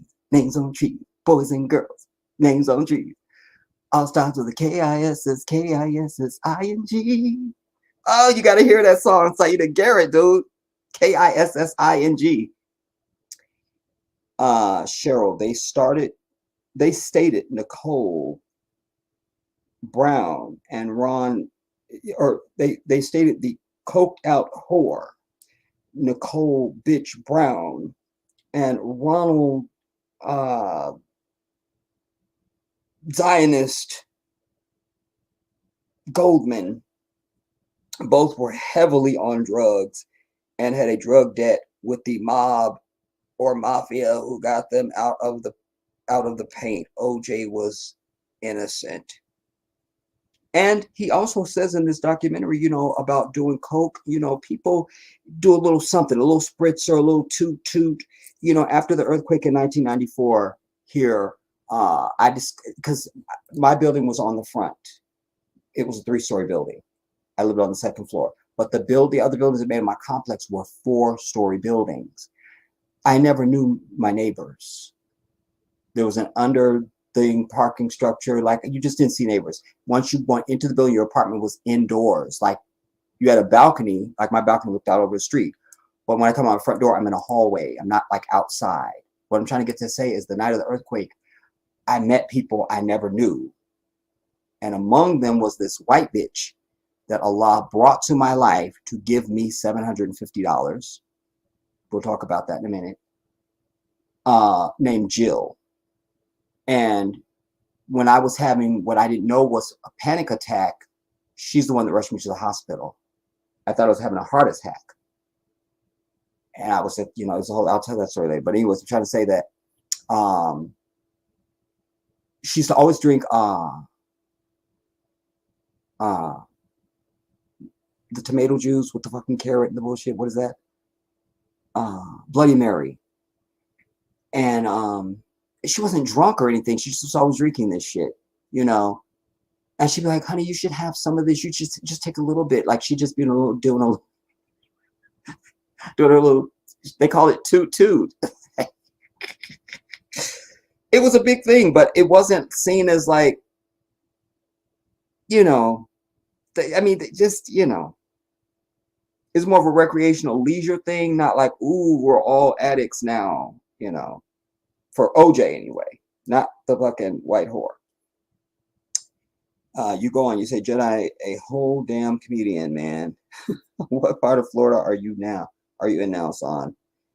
San Cheryl, there are stories about Israel sterilizing Ethiopian immigrants to stop them from. Oh yeah, we've done those stories.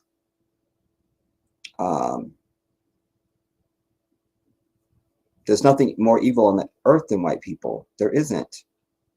Cheryl, on that. Oh, that's to Richard. Yes, the socks were a highly significant factor. Yeah, and Van Adder also, Richard, because you'll recall, there he was. Instead of coming downstairs to the crime lab at Parkland Center and checking the blood in, he thought he'd go back out to Rockingham for 3 hours. That's not suspicious at all. I'll just take OJ's blood out to his house with me instead of taking it downstairs. Not suspicious. Nothing to see here. Go back to what you were doing. Andrea, just waste of time and taxpayer dollar. They tried every which way to pin him on that botched stunt. No, sir. New number 404. Do you still have my number then, Andrea? Because what I tell y'all when I got back, because I lost phones before I went to Africa, and it was a whole debacle, and there's a few things. And I told you guys, I said, I lost my contacts. So anybody that knows me, you need to call me so that I could, So yeah, you need to, let's have it, homegirl. If you got my number, you need to call me or text me your number. What I say was my first clip I was going to after that. We'll go to Alan Dershowitz, I guess.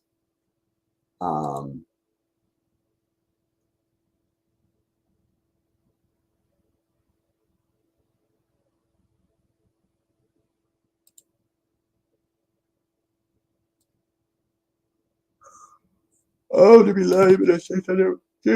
Bismillah. Alhamdulillah.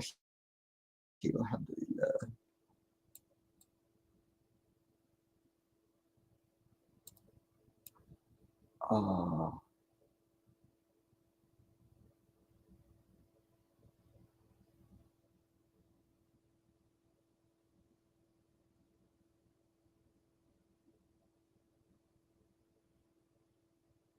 oh, here we are, Alan Dershowitz.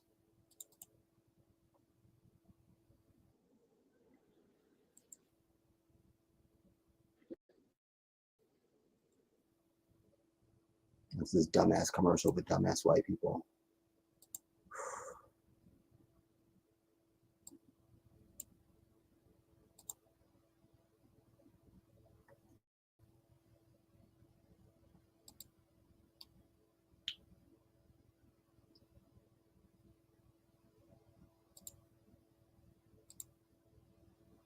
I want to give another shout out to Terrence in case he either shows up or he sees this later. Terrence, thank you for being a real one. Appreciate you coming on last stream and showing that it's easy, it's nothing.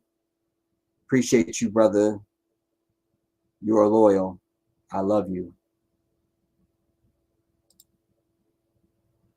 And for being an example to all these other tired ass people who can't get it together. Okay. All right. This is Alan Dershowitz. Now, he was also on, we don't love him because he is a Zionist and he is defending this attack on Gaza even right now, you know. So, fork tongue of the white devil, you understand? But he's saying the right things here. And I tell you, we always accept truth no matter what the source. That's easy. For more now, let's bring in Alan Dershowitz, a former lawyer to O.J. Simpson. Alan, thank you very much for joining us today. Thank you. Your reaction to the news today? Well, I wasn't surprised. I had heard he was sick and that he was in hospice. Of course, I was saddened by his death. I got to know him very well during the 2 years, essentially, where I was his lawyer. And, you know, it was a very divisive case. People hated him, hated me for representing him. It was divided along racial lines. I would go to the airport and somebody would run up and hug me and say, "Oh my God, it's so great that you're defending Simpson." And inevitably that person was African American, or somebody would come up and spit at me and say, "How could you represent somebody who was so obviously guilty?" And they were generally white. The nuance, of course, is that whether he was guilty or innocent, and as a lawyer, I could never comment personally on my feelings about his guilt or innocence. Whether he was guilty or innocent, as a matter of fact, the evidence was overwhelming that he was framed. That is, the crucial piece of evidence, the sock, which had his blood and the blood of one of the victims on it, was tampered with. The blood was. Listen. Had his blood and the Just blood a of one of second. the victims. And as a lawyer, I could never comment personally on my feelings about his guilt or innocence. Whether he was guilty or innocent, as a matter of fact, the evidence was overwhelming that he was framed. That is, the crucial piece of evidence, the sock, which had his blood and the blood of one of the victims on it, was tampered with. The blood was poured from test tubes, didn't come from O.J. Simpson's body directly. It came from test tubes. And the test tubes contained a chemical that's not found in the human body. And that chemical was found in the sock. So we were able to prove conclusively that the police had tampered with it. And I was sitting literally just feet away from him when he tried on the glove. And as you can see, when he walked up to the jurors, he showed them the glove and he said, "It's too small." And that was a very important piece of evidence because it permitted him not to take the witness stand. He didn't have to take the witness stand because essentially he had already testified in front of the jury and was not subject to cross-examination. That was a foolish mistake by the prosecution. They didn't have to have him try on his glove in front of the jury. They could have had him try it on outside the presence of the jury, and if they saw it didn't fit, they wouldn't have used the evidence, but they didn't do that. They were arrogant, and it cost them in the mind of the jurors. Do you think that the prosecution did a bad job as opposed to you guys doing an amazing job? Not to put you on the spot, but was that the case with this? I don't think we did an amazing job. I think the prosecution did a worse than bad job, a god awful job. They made every possible mistake in the book. We didn't win the case. They lost the case. To the extent we did a good job, it was the scientific evidence that was very persuasive to the jury. The EDTA in the blood that was found on the sock, the analysis of the forensics. We tried the case basically as science, and they tried the case very largely on speculation and on a piece of evidence that was tampered with. So it was a case of a very, very, very inadequate prosecution and pretty decent defense. Let's go back to when you get the call, you're asked to join the team. You've represented some pretty famous clients. What was it like, though, knowing you were going to be representing O.J. Simpson in this case? Well, I had represented Klaus von Bülow. I had represented lots and lots of people. I took his case because it was a capital case at the time. They were threatening to impose the death penalty on him, and I always take capital cases. The divisiveness was something that was unusual for me. The racial divisiveness. People would come over to me at in an airport and hug me, and inevitably they were black, and people would spit at me, and inevitably they were white. So it reflected the deep division among Americans based on racial criteria.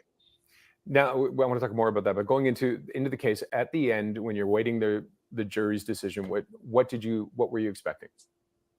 Well, I was with my students. I couldn't be at the verdict. It was the night of Yom Kippur, the holiest day in the Jewish calendar. So I was in my office, and I had them all write on pieces of paper whether they thought there'd be a conviction or an acquittal. And most of them thought there'd be a conviction. Some of them thought there'd be a hung jury. Very few thought there'd be an acquittal. I actually thought there might be an acquittal because I knew about the tampered evidence. But it was a case that at the last minute nobody knew. There was an interesting piece of data.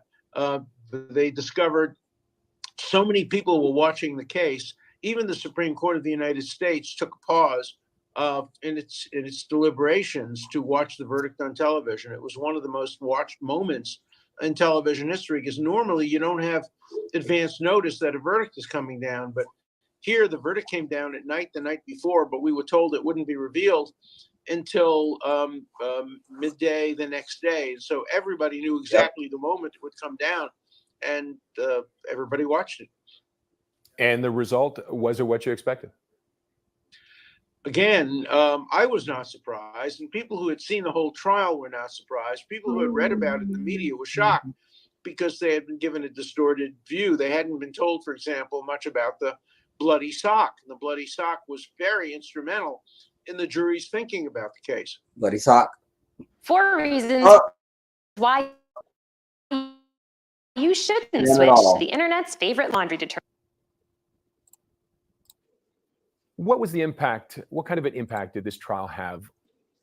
Bloody sock. And the bloody sock was very instrumental in the jury's thinking about the case. What was the impact? What kind of an impact did this trial have on future trials and the justice system? Well, it showed several things. Number one, how deeply divided America was along racial lines. And number two, how corrupt the LA Police Department was, that it tolerated the kind of tampering with evidence that we were able to prove in this case.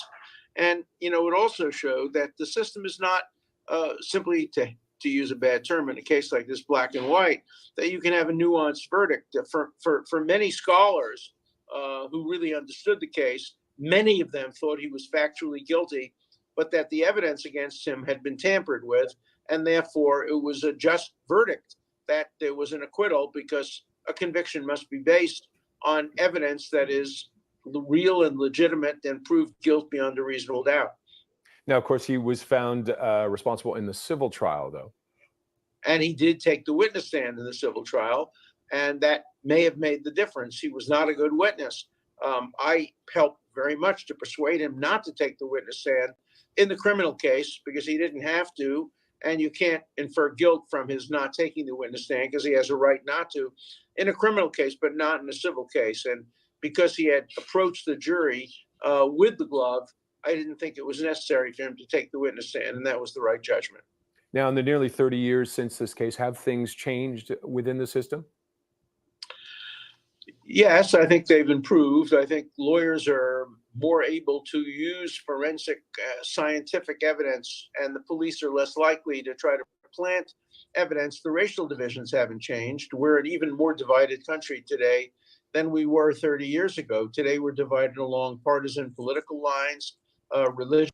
We don't buy this divided thing, everybody, because divided suggests that there was a time when we were together, and we've never been together with white people. Again, things slipping in. We've never been together with these fucking people. There was no divide. White people were just ass hurt because they didn't get their way. That's factually true. Just lines, all kinds of lines. Back in the day, it was largely racial lines. But you're still involved though, and still not slowing down with it. What changes? Well, would I'm you like to see? 85 years old, and I'm going to stay active as long as the good Lord gives me the strength to defend people, and people will continue to be critical of me because of who I defend. That's the nature of the system. Now, did you stay in touch with Simpson after this? A bit, not much. I don't usually form relationships with my clients beyond professional relationships. They're like, doctors and patients. And so you generally lose touch, but I would talk to him every couple of years. Did he seem different? Did he seem changed after the verdict? He did seem changed. He was, but he still refused to take a low profile. He wrote a very foolish book, What If I Had Done It? And he, on the night of the verdict, he appeared on Larry King. I had urged him to disappear. Nobody wanted to see his face or listen to his voice, but he didn't listen to me. And as a lawyer, what is that like, trying to control somebody with that personality and that character? It's always very difficult. I am sympathetic to Donald Trump's lawyers today for much the same reason. Do you think it helped him during that trial to be more public, or would it have been even better to lay low? During the trial, he wasn't particularly public. He was in prison after all. He did serve time in the Los Angeles County Jail. And so we, the lawyers, played the major role in bringing the case to the public. And it's important. You defend clients not only in the courtroom, but you defend them on the courthouse steps, particularly when the prosecution was actively pursuing him in the court of public opinion as well.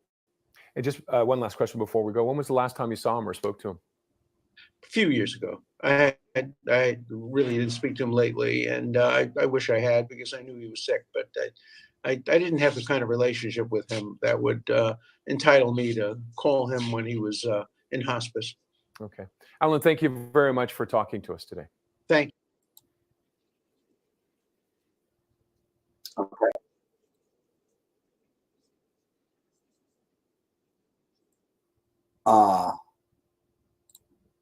Now I want to go directly to remind us of the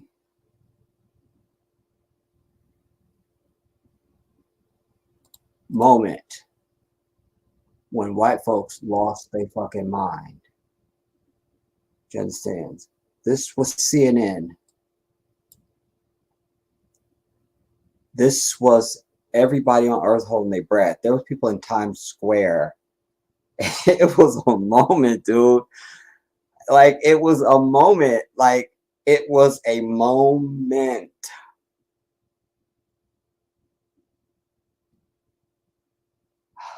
But of course, the Jedi has been given the gift of listening and dissertation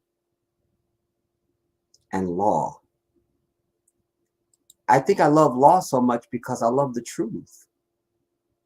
And I'm someone that's very bothered by injustice and unfairness. That's my goat, And that, to this day, sometimes I say, why didn't you go into law? Why didn't you go into law? Why didn't you go into law? Why didn't you become a lawyer? I didn't think of it.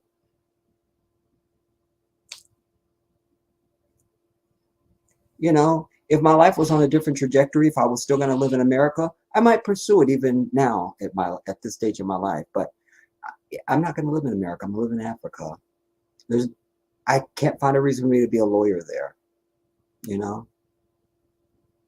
But I was going to say that, of course, I was right when, you know, you'd have discussions with anybody. I tell them, based on everything they've shown us, he's not guilty. And even if he was guilty, the jury has to adopt the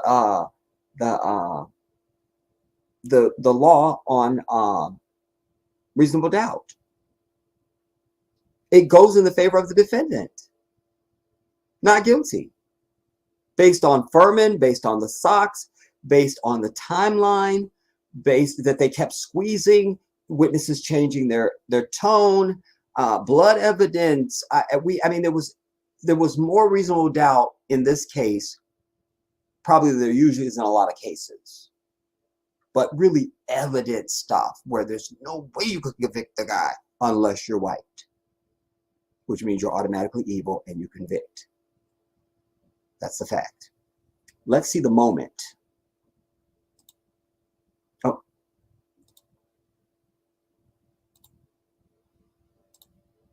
This was the moment.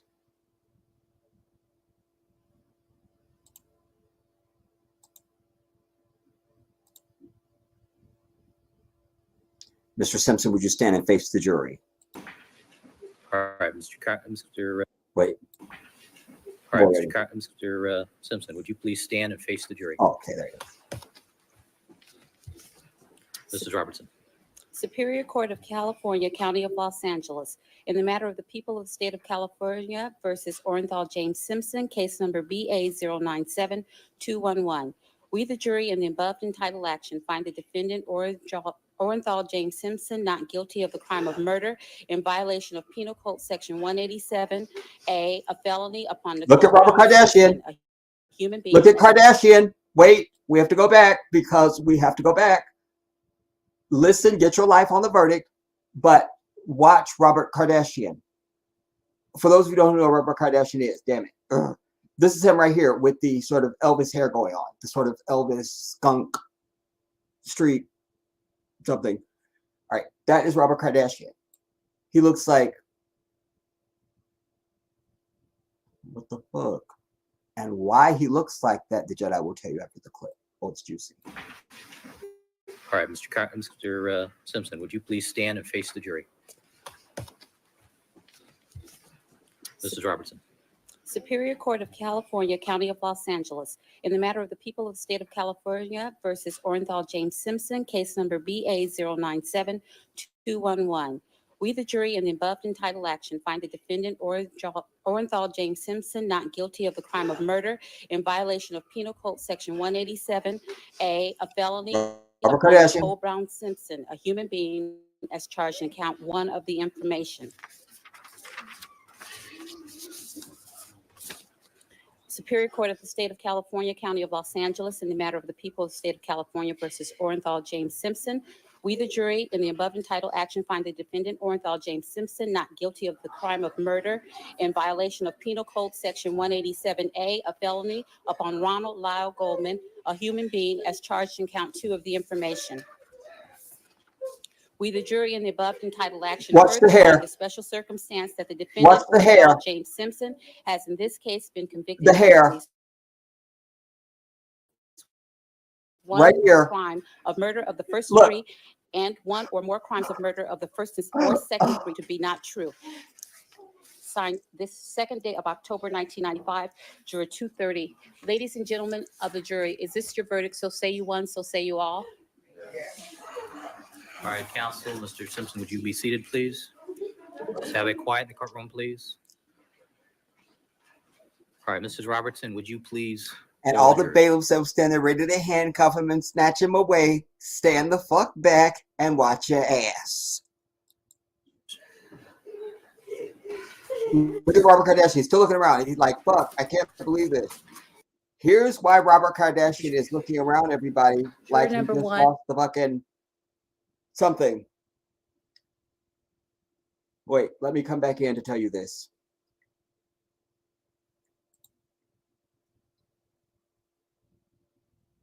Why he is looking that way. Listen, these Kardashian people, need to fucking die off. That's first. The Kris Jenner bitch is nothing but a slut and whore. I said it. She can call me. But the situation is, OJ was deeply involved with these people. And because they knew Nicole, I think they knew the whole Brown family. Don't quote me on that. But the fact of the matter is that they were at OJ's or either at Chris's or either the Jenner's house, something. They were in a hot tub. And Kris Jenner probably had one too many glasses of wine or whatever. She was like, yeah, black men are supposed to be so well hung and this and the other thing. And apparently OJ stood up out of the hot tub and revealed the gift that Allah has given us. And the bitch nearly fainted, but that proceeded into he smashed her the fuck off, broke her back in half. The bitch was in the hospital for a week. Okay, that part isn't true, but she could have been in the hospital. We don't know. We're still checking. She was married to Robert Kardashian at the time. And there were some other things that went on with him trying to get back at OJ.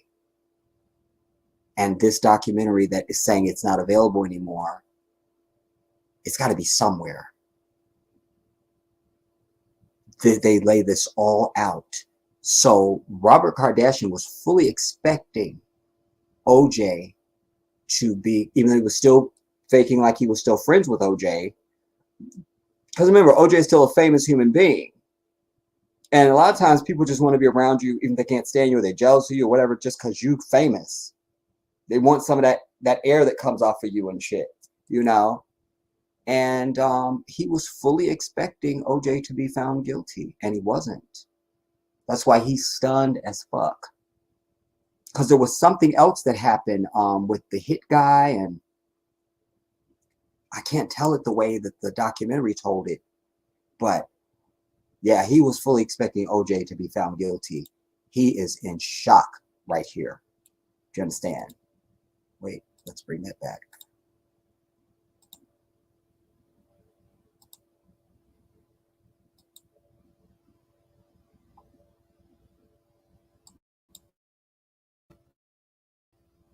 As to count one, is this your verdict? Juror number two, as to count one, is this your verdict? Juror number three, as to count one, is this your verdict? Juror number four, as to count one, is this your verdict? Yes. Juror number five, as to count one, is this your verdict? Juror number six, as to count one, is this your verdict? Yes. Juror number seven, as to count one, is this your verdict? Juror number eight, as to count one, is this your verdict? Look, Juror number nine, as to count one. they said they're just stunned as fuck. This is the prosecution, Marsha Clark and sellout ass Chris Darden right here. Because they thought they were going to add Chris Darden to the prosecution team to make it look to the mostly black jury that it wasn't just these white people trying to take down a black man. It didn't work. As soon as he walked his bitch ass in there, when he was a dark-skinned black man who wore glasses, and he was there to fucking sell out his fucking people, and we were over him from the moment one. You see? That's why he's trying to get his redemption when he was trying to represent the Eric Holder dude that they claimed shot Nipsey Hussle. Number eight, as to count Look, one, is this your verdict? they can't go Juror on. number nine, as to count one, is this your verdict? Juror number 10, as to count one, is this your verdict? Juror number 11, as to count one, is this your verdict? Juror number 12, as to count one, is This this your bitch put the verdict? mole on her lip.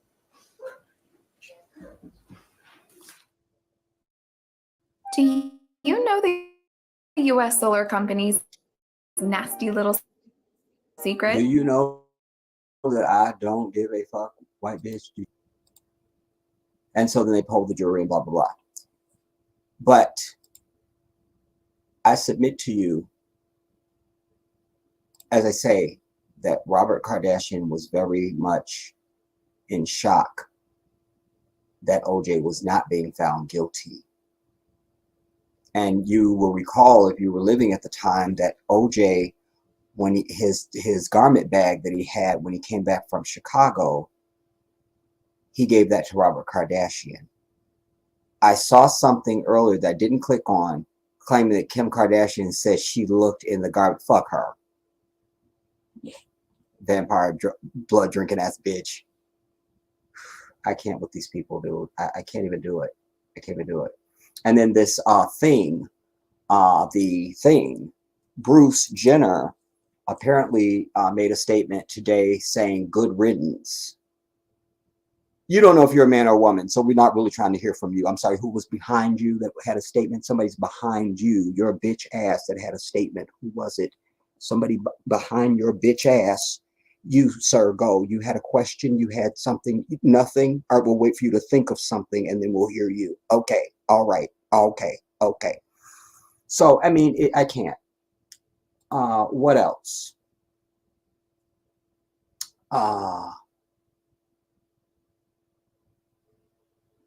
I gave you the Ellen Dershowitz thing.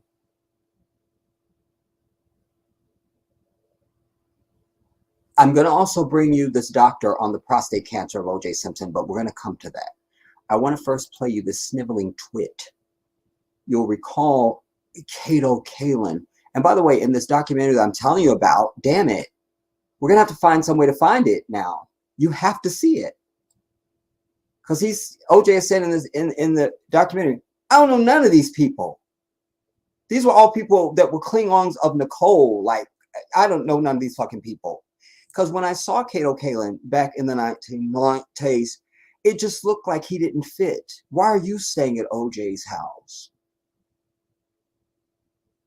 And I did, you know, if I believed that that OJ was like a Dwayne Wade or some of these down low ass niggas, that maybe you had a little white boy on the side for you to, or Diddy or somebody.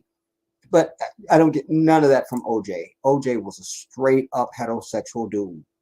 No frills, no fucking excuses. And Kato just never fit. But it also comes out in this documentary. The guy says, not only is OJ saying, like, I don't know these fucking people, but he also said OJ never ate at McDonald's. And Kato came, he said, you want to go to McDonald's with me? And took him to McDonald's. OJ never ate at McDonald's. Here, never ate at McDonald's. Couldn't even name something. He even had a clip where they were on the road someplace. Somebody mentioned McDonald's, and OJ was like, well, if that's the only place to eat, I can get me a burrito or something there. Like, he didn't even know what the fuck they have at McDonald's. So that didn't happen. Kato still is trying to still look like he looked in the 1990s. He is a Klingon suck ass trying to get a career. Never happened. Nobody cares. Your name is Kato Kalin. I don't really believe you. Let's see the sniveling twit. I mean, this, I can't.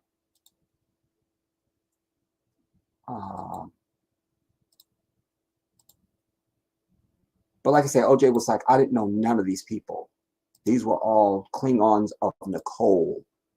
Like, I didn't know them. I hope we're switched over.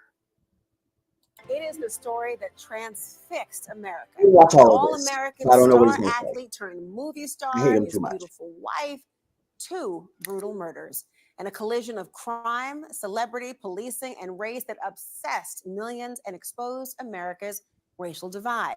Everybody, and I mean everybody, knew O.J. Simpson. If you didn't know him as a Hall of Fame running back, you knew him from commercials.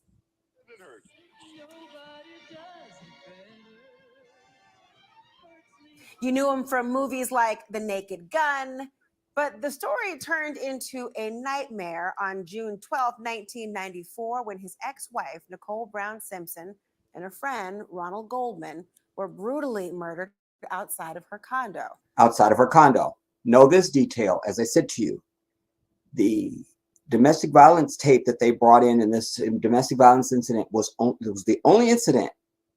It's the only one. And that happened in 1989, everybody. This is 1994. They weren't even together.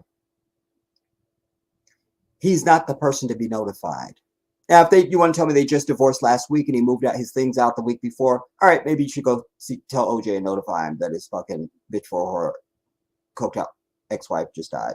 It's fine.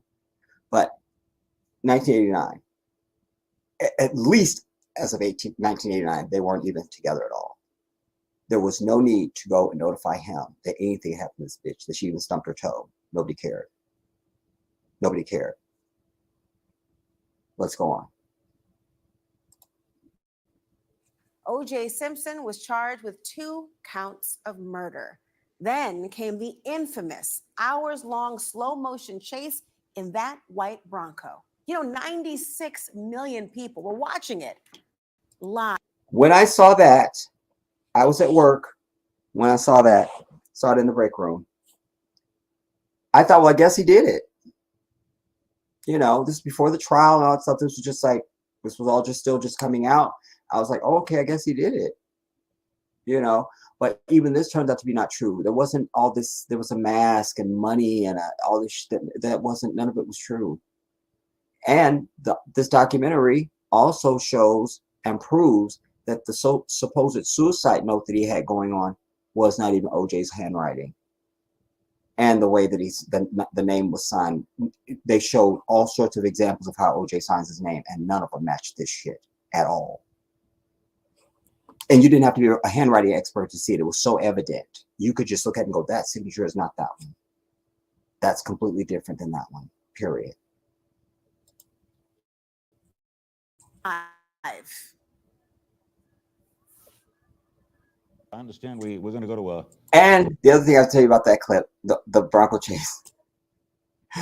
AC Callings, his friend, calls 911. And he goes, I am in the car. I've got OJ. And the bitch goes, who is this? You go, this is AC. You know who the fuck I am.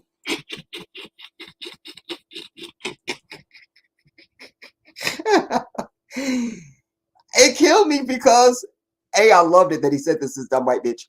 But it was also like, he's expecting that everybody on earth must know him.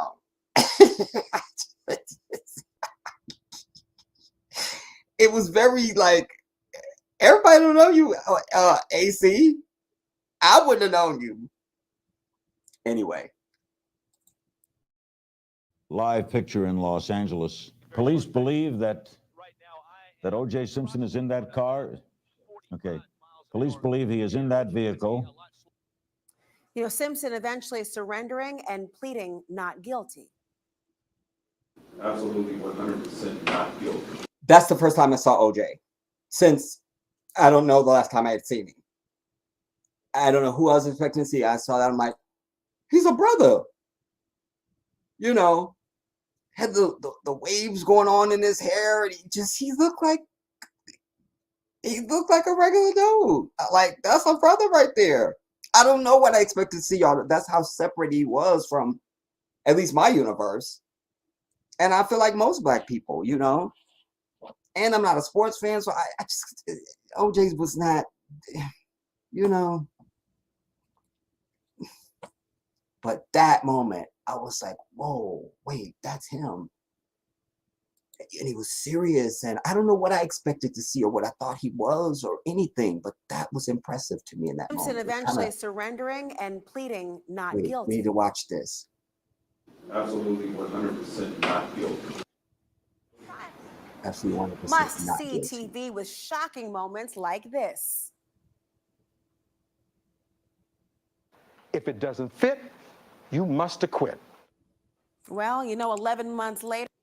For anybody who doesn't know why Johnny Cochran's wearing that hideous ass cap on his head, because during the trial, there was all this. I saw a huge figure come out of the bushes, and it was in a mask, and it's in a third, and this animalistic thing to do to black men. He had put the ski cap mask on to say, the cap on to say, who am I? I'm still Johnny Cochran in a scully cap. And see, a black jury would be like, that's some bullshit. We already know, right? We would immediately connect with that. That's why you cannot have white people judging anything, but certainly they can never be allowed to judge black people.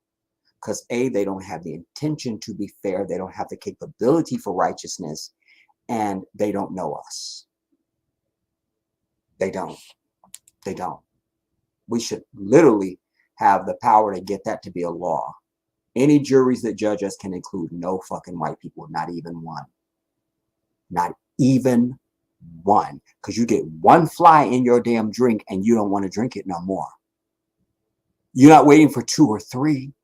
So why are you allowing even one of them? Why? I ask you this now. Doesn't fit, you must acquit. Well, you know, 11 months later, a jury did exactly that. Orenthal James Simpson not guilty of the crime of murder. The verdict dividing America. Another story.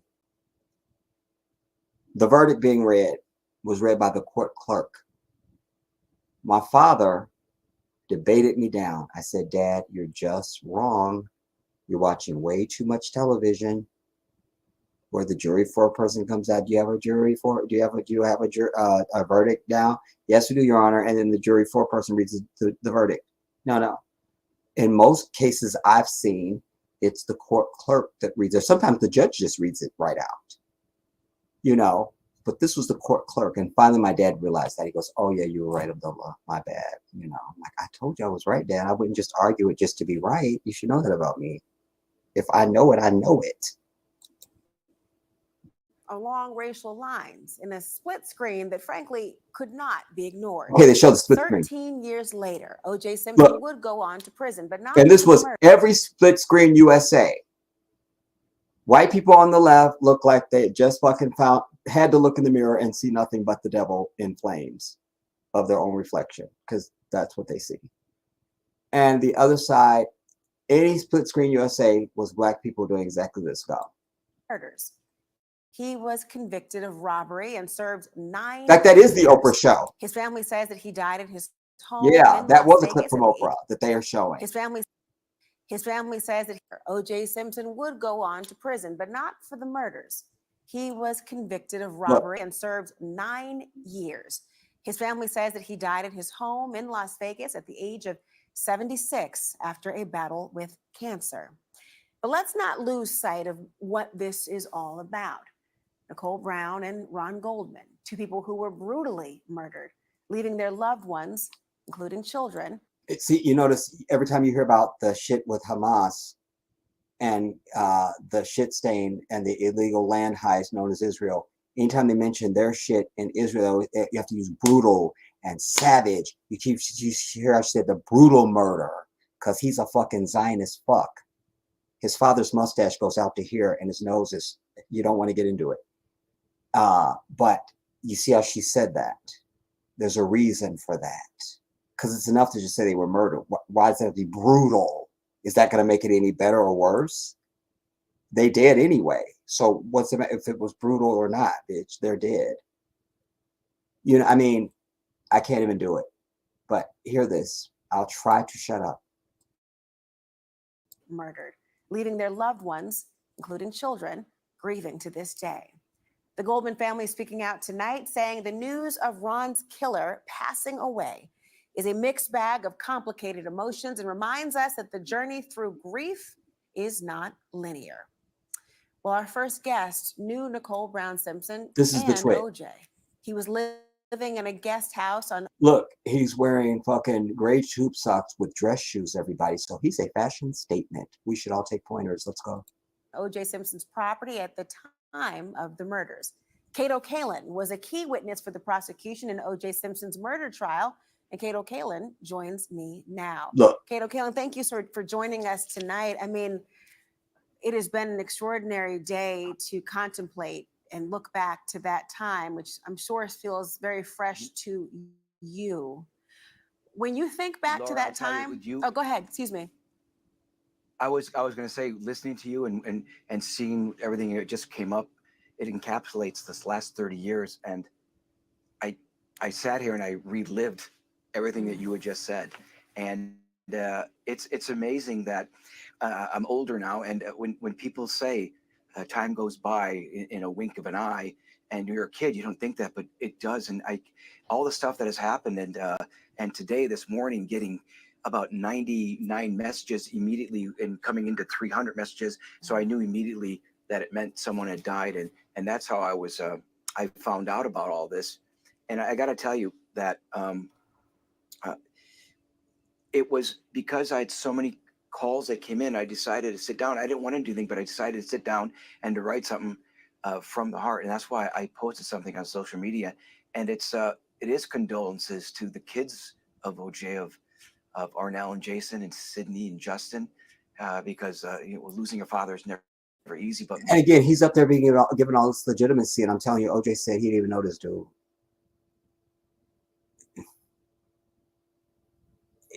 Like, they don't need your condolence. You're nobody. You are nobody. But he has rolled this fucking shit to the, my heart goes out to Fred Goldman and Kim losing a son and a brother. And I don't know if it brings closure. I doubt after hearing that, because they have to live through it every day. And of course, for Nicole Brown Simpson, the beautiful, who was this beacon of light, who always was a beacon of light and shining. And I really stress, Wait, Laura, that we have to hear it people, because it's what I tell you all the time. This is all they ever say. That's why I'm telling it to you. She was a beacon of light. Oh, there it is.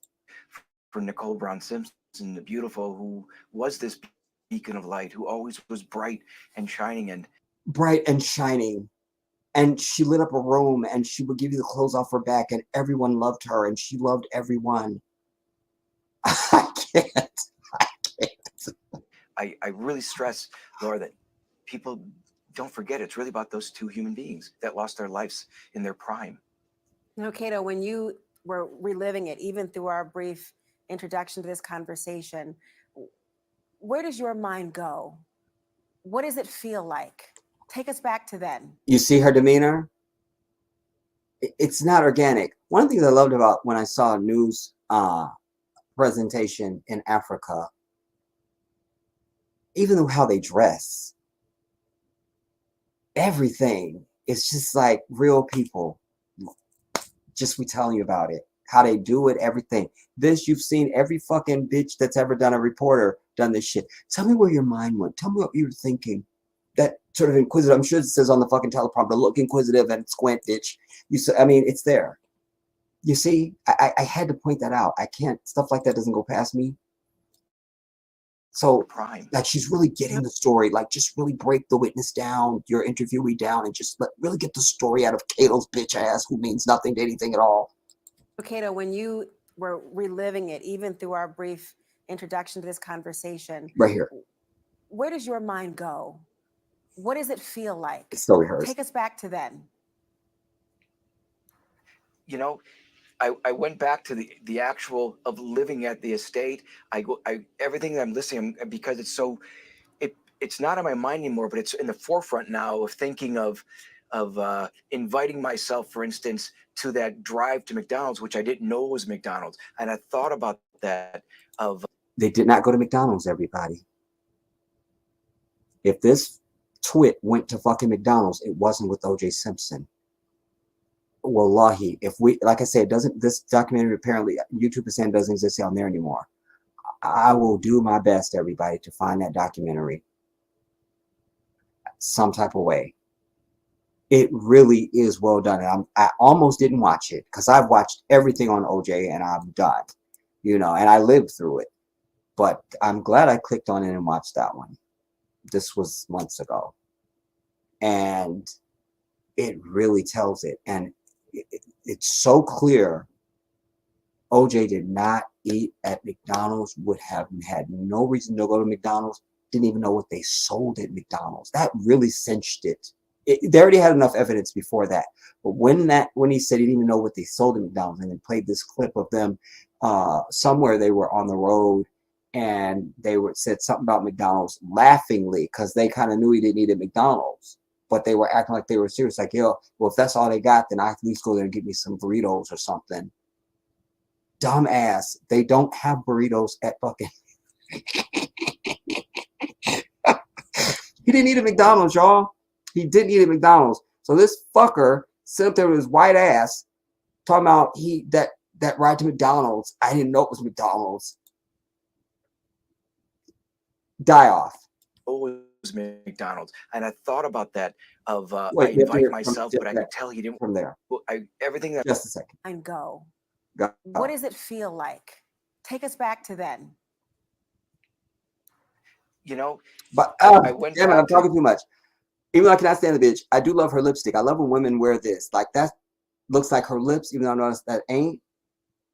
It's just, whatever that is y'all do, it's just dry like that. But the color is rich. There's something very attractive about that. And I love that. the actual of living at the estate. I everything I'm listening, because it's so, it's not in my mind anymore, but it's in the forefront now of thinking of inviting myself, for instance, to that drive to McDonald's, which I didn't know was McDonald's. And Inviting myself. Why did you invite yourself? Because my understanding with the rest of humanity, according to you, OJ asked you if you wanted to go to McDonald's.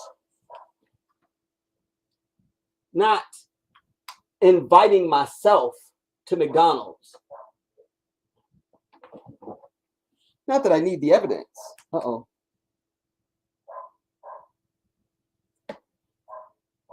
It's not the most important thing, but it is. Damn it. Inviting myself to McDonald's. Even though I didn't know it was McDonald's, so why would you invite yourself to go? You didn't know it was McDonald's. Trying to see what the fuck this dog is barking about. Y'all.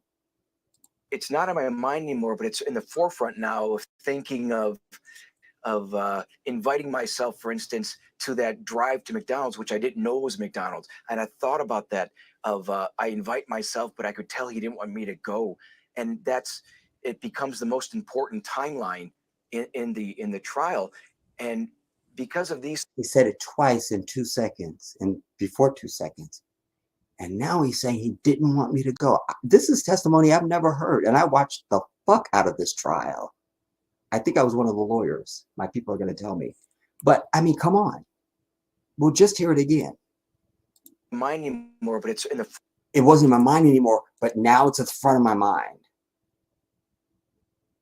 Which one? How many fingers am I holding up, Cato? I mean, you know. Forefront now of thinking of inviting myself, for instance, to that drive to McDonald's, which I didn't know was McDonald's. Inviting myself to McDonald's, which I didn't know it was McDonald's. And I thought about. about I invited myself to McDonald's, even though I didn't know it was McDonald's. But inviting myself, that's one. That I invite myself. I invite myself. I didn't get it out yet. He's already saying it again.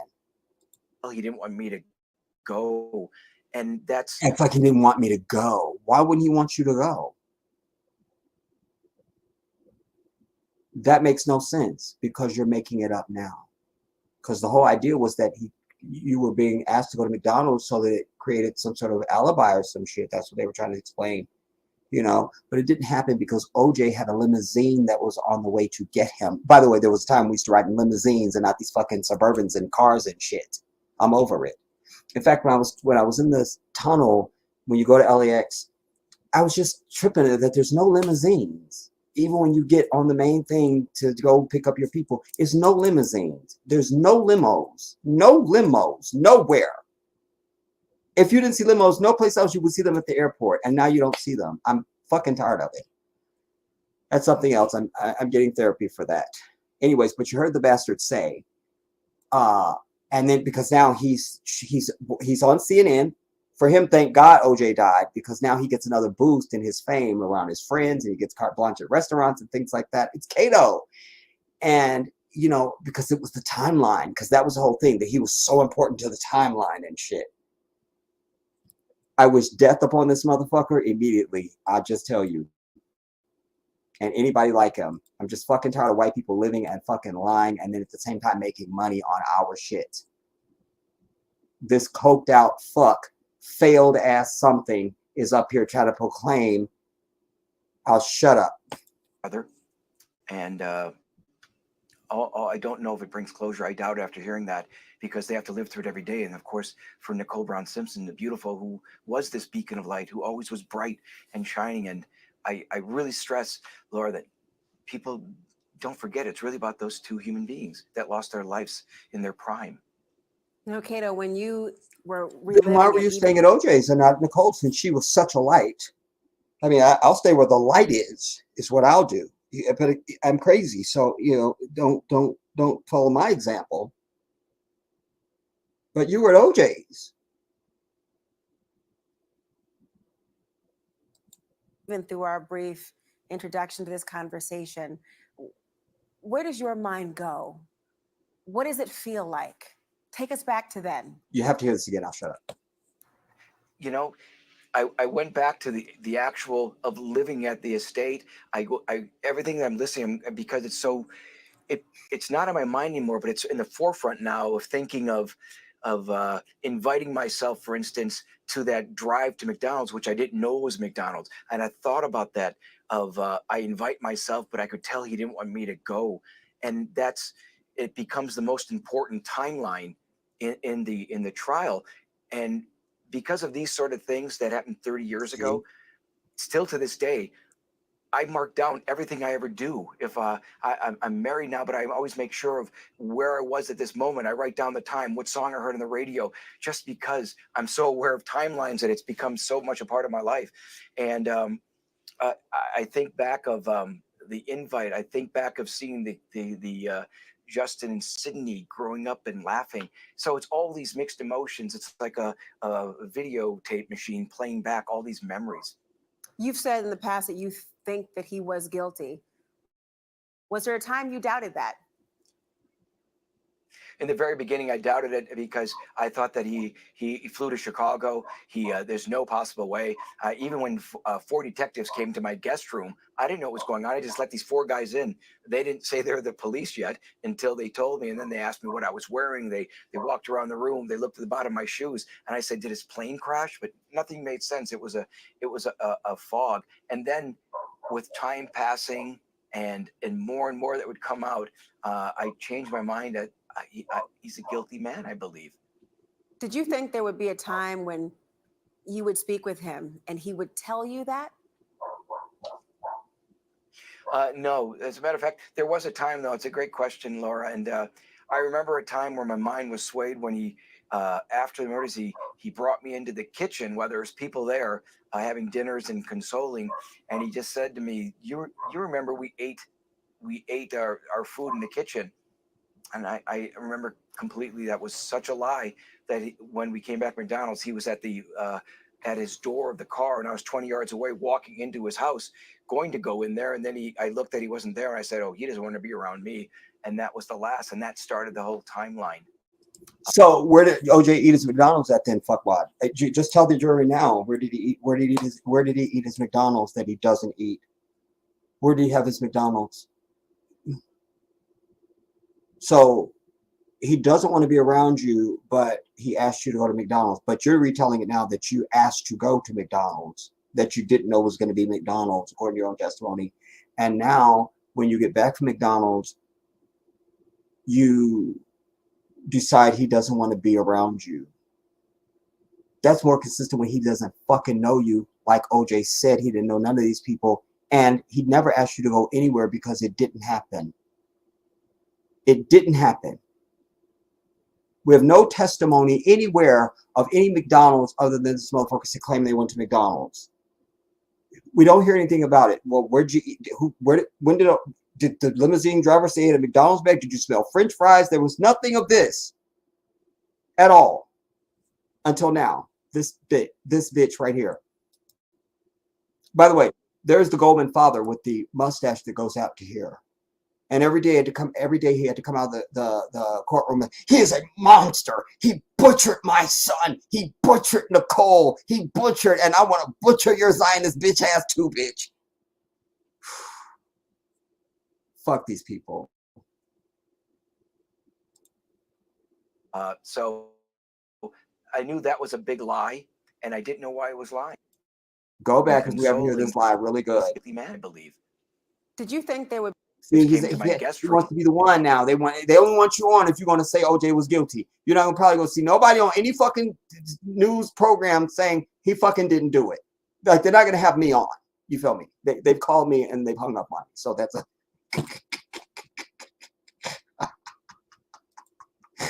I didn't know what was going on. I just let these 4 guys in. They didn't say they're the police yet until they told me. And then they asked me what I was wearing. They walked around the room. They looked at the bottom of my shoes. And I said, "Did his plane crash?" But nothing made sense. It was a fog. And then, with time passing and you were high. And more that would come out, I changed my mind that he's a guilty man, I believe. Did you think there would be a time when you would speak with him and he would tell you that? No, as a matter of fact, there was a time though. It's a great question, Laura, and I remember a time where my mind was swayed when he, after the murders, he brought me into the kitchen while there was people there having dinners and consoling, and he just said to me, "You remember we ate our food in the kitchen," and I remember completely that was such a lie that when we came back from McDonald's, he was at the at his door of the car, and I was 20 yards away walking into his house. When he came back from McDonald's, he was at the door of his car. No, because Alan Park claimed that he saw a figure come out of the bushes, and 2 seconds later he saw OJ. His bags were at the door, and he was getting his bags to bring him to the limousine, and it was all. So nobody's staying. What car was he staying at? Cato, fuck. What car? Going to go in there, and then I looked that he wasn't there, and I said, "Oh, he doesn't want to be around me," and that was the last, and that started the whole timeline. Was there any beef between y'all? Why wouldn't you want to be around you? Is there something that happened you're not telling us? Had you disrespect? No, because you only fucking knew Nicole and you were leech on, and somehow you were able to stay there at the guest house, probably by somebody else's recommendation or some shit. But OJ did not know your bitch ass. So I knew that was a big lie, and I didn't know why I was lying. You know, I've always wondered. I remember watching your testimony, and your name, frankly, became a household name. People knew who you were.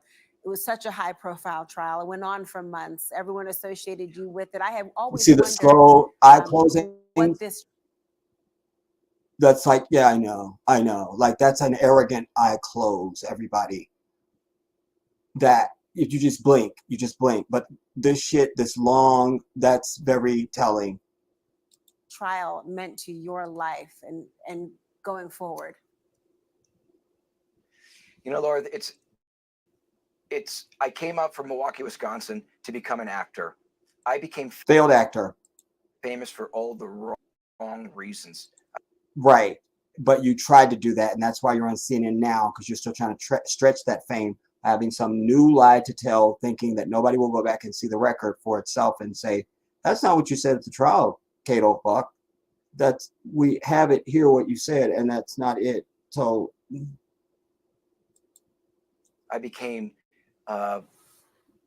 worldwide famous, and it's something I always wished for, but I know it came for the wrong reasons, that 2 people lost their lives. It didn't come with a coin at first. But I'm aware of that, and I can't change anything in the past. I really, everything I do is for the present and the future, and so I always try to just not look back at dark and always look at light, and to always pay it forward, because that was my blueprint, that I was going to be involved. There's nothing I can change, but I can make everything so much better in my life. And I hated that in the beginning. The court of public opinion that came out in the beginning just called me every sort of name that I knew wasn't true, from a liar, a freeloader, a dummy, all true, a pariah, even an assassin's target. And I was none of those things, but I couldn't change the court of public opinion yet. And it took so much time, Laura, to make sure that all those things that really affected me and hurt me as a person and my family, that I know I would overcome them. And I think it took almost 30 years, but I think everything came out now, and I sure am a better person for it. And I really think that I paid it forward, and I tried to always make other people better. And it's because of my late parents always saying, make the other person better. And I live by that motto, and that's, I believe it's true. It's come to fruition that I become bringing the light. Well, that's a beautiful sentiment that your parents have instilled in you, and I thank you for joining us. I just one more question for you. And did you ever stay in touch with him after this trial? No, I never stayed in touch. No, he didn't want to fucking thing to do with me because I'm a lying fucking failed actor who went nowhere. With anybody really. I mean, I had some Facebook messages from Tanya. I did Kim Goldman's podcast, but no, because I really, really believe that was such a dark period that everybody had to grow. And so I didn't want to any more growing, but I did see him in a deposition after the first break, an hour and a half. I said some very true things that were derogatory, and we ended up in the men's rooms together, and I was scared out of my mind. So I walked out, and that was the last contact. Because you knew you had lied on him. And he should have just flattened you right there. Yes, said, hey, what's up? after I had just been taking a deposition on him. Wow. Cato Kalin, thank you so much for joining us. Laura, thank you so much, and thank you for your time. It means a lot. Thank you. Failed actor, everybody. That's all that is a stinking failed actor who went nowhere. He doesn't have it. Does not have it. Now, this is what black folks were saying. And then I'm going to come to you, see what you're saying. No, Mitch, we're not doing this.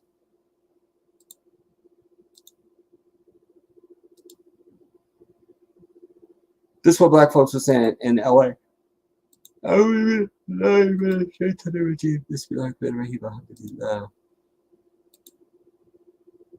is from our Channel 4 in California. I used to know the bitch name. I don't know it no more. Also had a major influence within the Black community. There are strong opinions about him, especially during the trial. NBC4's Darsha Phillips shares reaction from South LA on his death. I was working in the barbershop right here on Manchester when OJ was in the Bronco. I ran outside and I was like, OJ!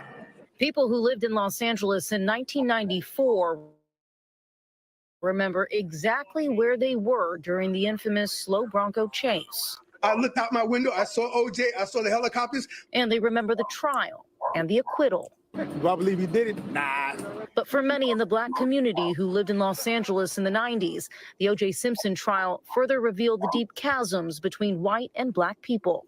Put a lot of strain on us, that and Rodney King. That time was tough. I mean, you know, but coming from the Black community, you grew up in the hood, like you kind of used to what was going on, but it's just something we just had to fight through. Coming on the heels of Rodney King and the LA riots, the trial also spotlighted the tensions between the Black community and law enforcement. I was a cop here in Inglewood at the time. Larry Kirkley remembers that time well.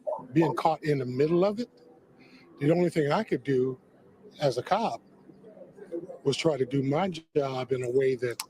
When I watched this clip, I finished his sentence before he said it. Wallahi, that's the truth. This is my right hand. That's the truth. Because I know he is a suck booty who's going to say I had to do my job. I said it before he said it when I watched this clip.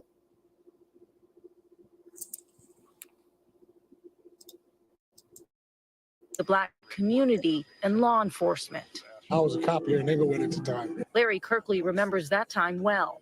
Being caught in the middle of it, the only thing I could do as a cop was try to do my job in a way that eased the tensions with what I did. James Taylor, professor of politics at the University of San Francisco, says Los Angeles in 1994 was a volatile place. Los Angeles was torn in so many different directions. I always think I'm going to see myself in some of that footage because we rioted the fuck out of California and burned shit down. It was a glorious day. A lot of brothers got a lot of our anger off because we just knew this. I knew this anyway, but I know for a lot of brothers it was their first time taking action. And then they got that sense of, this is what we should have been doing the whole time. We can do this shit whenever we want. We don't just got to take bullshit. We can strike on motherfuckers that we don't appreciate at any time. I mean, Bloods and Crips was not fighting. It was just all about fucking white people. The Reginald Denny dude, for y'all that were alive, remember at the Florence and Normandy, the 18-wheeler that had the red cab, that Reginald Denny dude. I later worked at this communications company out in the valley. My coworker, one of my coworkers, the apartment complex she lived in, he was her neighbor. And she had a bunch of us over to her house for like a party and proved it. Like that's where he stayed at. It was crazy. It was crazy. And that's also the first time that, because I never liked that Velveeta cheese.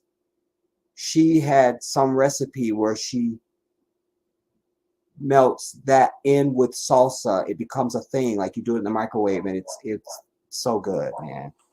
And I had that then. But anyway, anybody that we saw that was white, we just attacked. And because at that point we knew what we should have been doing all along. All white people are guilty.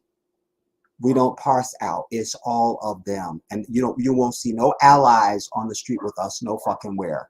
No allies. Just black folks, as it should be. You understand? And also, not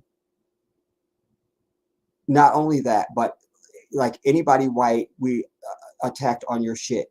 And the police, for months, you could do anything. You could go past them doing 90 and they wouldn't do shit. We had struck fear in their ass finally. When the Rodney King riot first broke out, there are some documentaries out there that show it in real time where they're out doing police work and you hear the radios calling everybody back. Like, just leave their fucking neighborhoods. Just whatever they say goes is fine. And we fucking ran our neighborhoods for months. We did that. We did that. Job in a way that eased the tensions with what I did. James Taylor, professor of politics at the University of San Francisco, says Los Angeles in 1994 was a volatile place. Los Angeles was torn in so many different directions. He says the trial and the black community's reaction to the verdict is more complex than what history may paint it to be.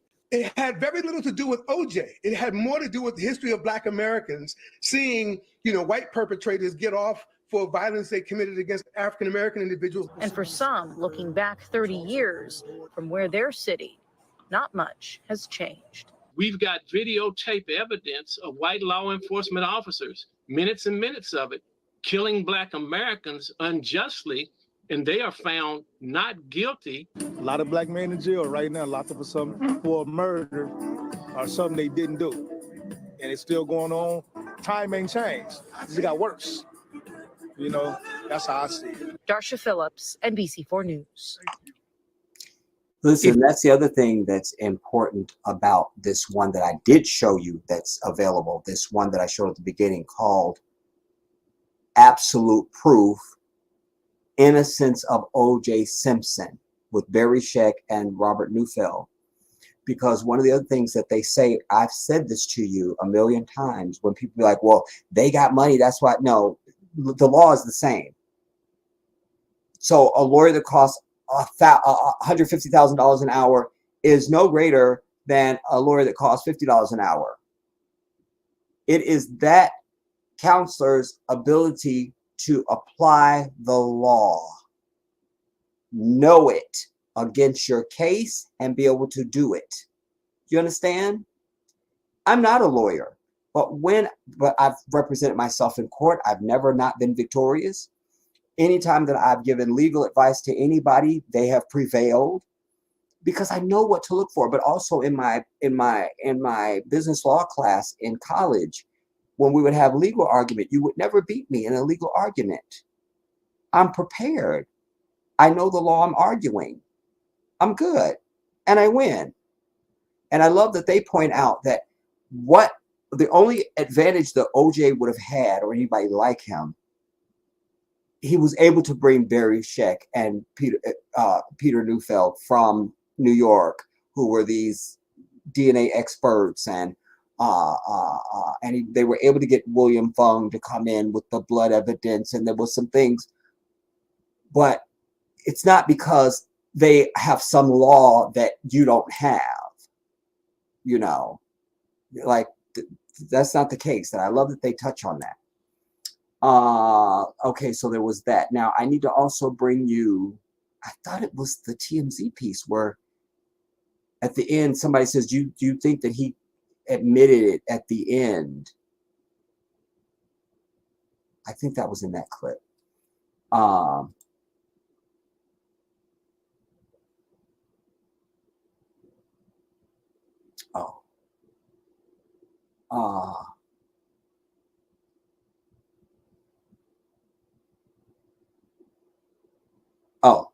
Let me come to you first, and I want to come to this prostate cancer.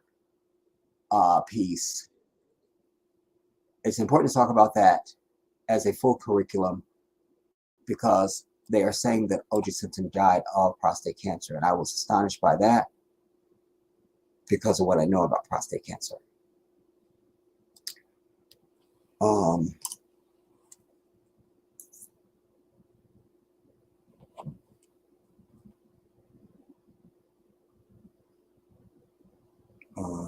What's the last thing I read?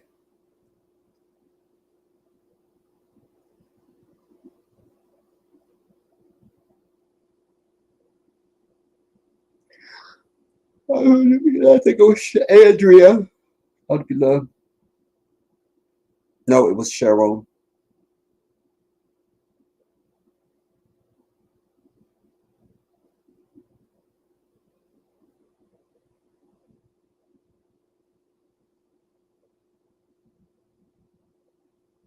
Richard. Andrea. Black Beauty always. And Black Beauty, thank you also for your donation. I appreciate you so much. Thank you for being a constant gardener. And you know, you guys, there was some lawyer that I watched when I was sourcing videos to bring you guys. He's a lawyer, a whole lawyer, a very successful lawyer. And I watched in the span of 20 minutes of his video, he made $500. People just fucking donating. He's not asking for it, and he's a lawyer. He's set up pretty nice with more than 6 figures. I'm sitting here begging for the last year for you to donate to our mosque in the Gambia, and you can't come through? What is that? Like, I have a real need. He's not asking for nothing. He was just giving his opinion on, another case. It's this case where these kids were stabbed at a river. And I thought it was an old case. It's old, but the trial just happened, and the verdict just came down yesterday. And I was on the side of not guilty. But he was found of the lesser charge, but definitely guilty. Like, it was a whole thing. But this lawyer is just up there talking about it. And people are just fucking donating. I just thought, he's not even asking. He don't even need it. He don't even need it. He doesn't even need it. Thank you, Black Beauty. And there was a few others that gave donations. I thank you all.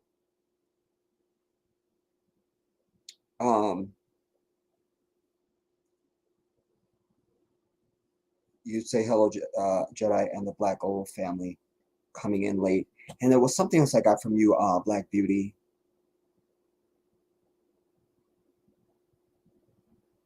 Something else.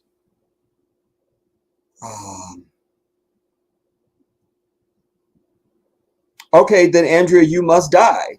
So until I can get there, just start slowly strangling yourself, just for starters, until I can get down there. Just because. All right. Well, how are we gonna do this now?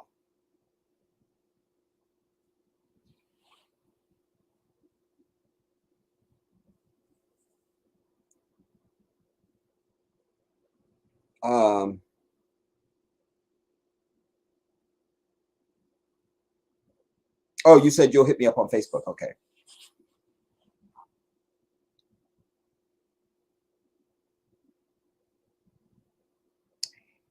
Cheryl, referring to LAPD Detective Tom Lang and Philip Van Adder. Yes, exactly. The overwhelming evidence showed that he was framed. Yeah. So the timeline doesn't work. Not only that, they made all this big deal of this cut on his middle finger. I forget which hand. He said he cut it on a glass in his hotel room in Chicago. The glove didn't have a cut in it.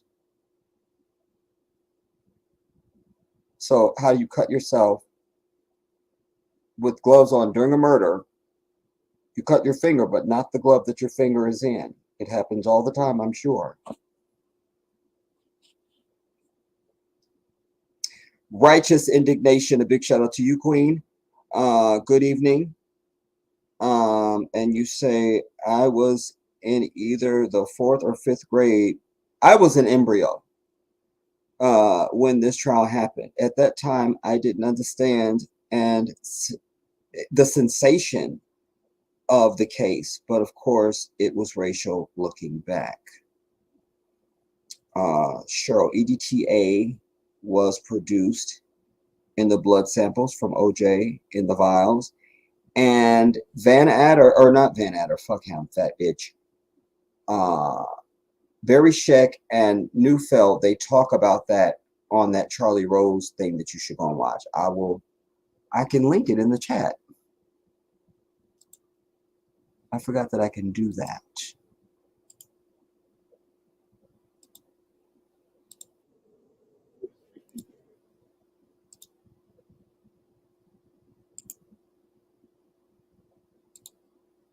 I'll just put Charlie Rose because that's the program.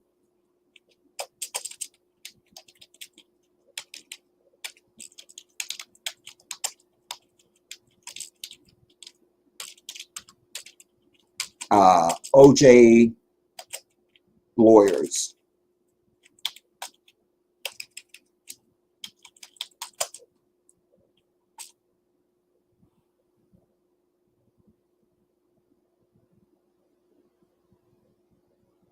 Did it get in there?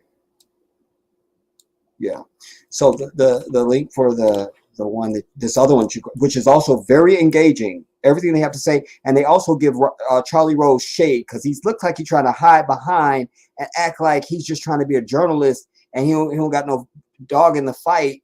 But you really on the side of every other fucking white person that thinks OJ is guilty, bitch. And this is close to, this was shortly after the trial. And I appreciate they went in on his ass. Yes, you must watch that. Or don't say shit else to me ever in life. I'm over you. Now, what else? I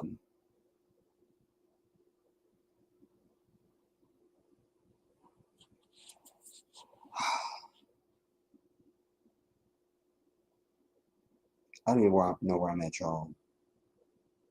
Oh, here I am. Black Beauty.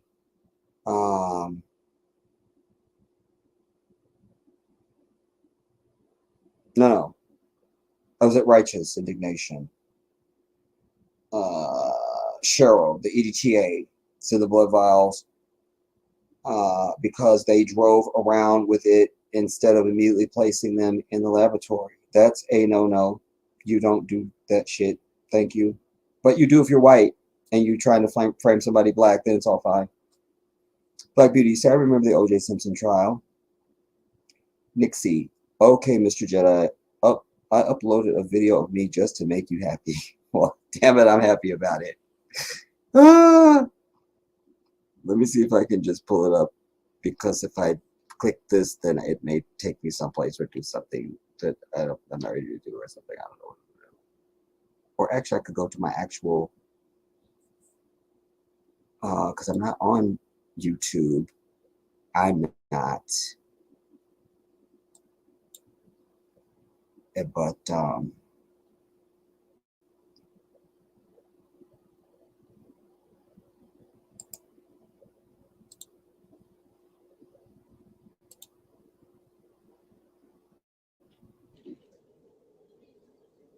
wait,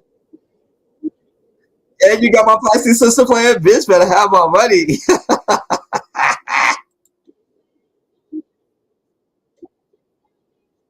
Oh wait, I can't play it. I can't play it.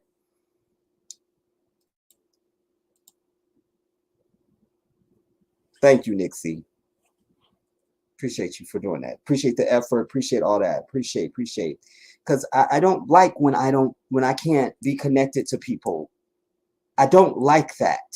Here we have social media where we can see each other from thousands of miles away, and everybody wants to hide in a fucking corner, and it makes me sick. So I appreciate you for that. Thank you so much. It's psychotic is what it is. People texting instead of just fucking calling. Or you could do a video call and they won't. I mean, I can't, dude. This is beneath me as a human being. All this shit is beneath me. Pookie Bear, gotta love it. Big shout out to Pookie Bear. I never liked the Kardashians. And you know, years ago, this was just after I started walking again. I've been in a wheelchair for a year, blah, blah, blah. My friend Kim. And then it was some people that I forgot how we met these brothers. But they got all hype. We had a cookout one weekend, and they was getting all hyped up. Man, we're going to see the Kardashians, wherever the fuck they were going. I guess they were going to be there or something. I still don't know. But I just remember going, why is that exciting? For what? Like, I mean, it was, I can't.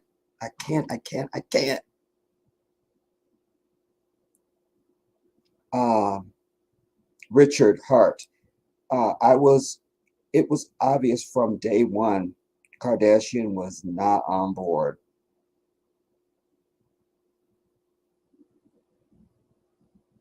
Yeah, he looked really perplexed.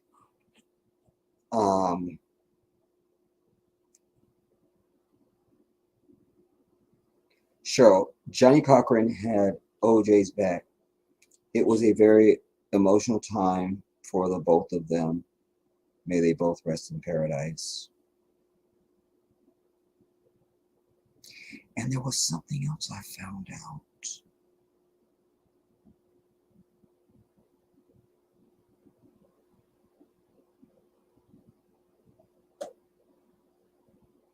Something. It escapes me now, y'all. Damn.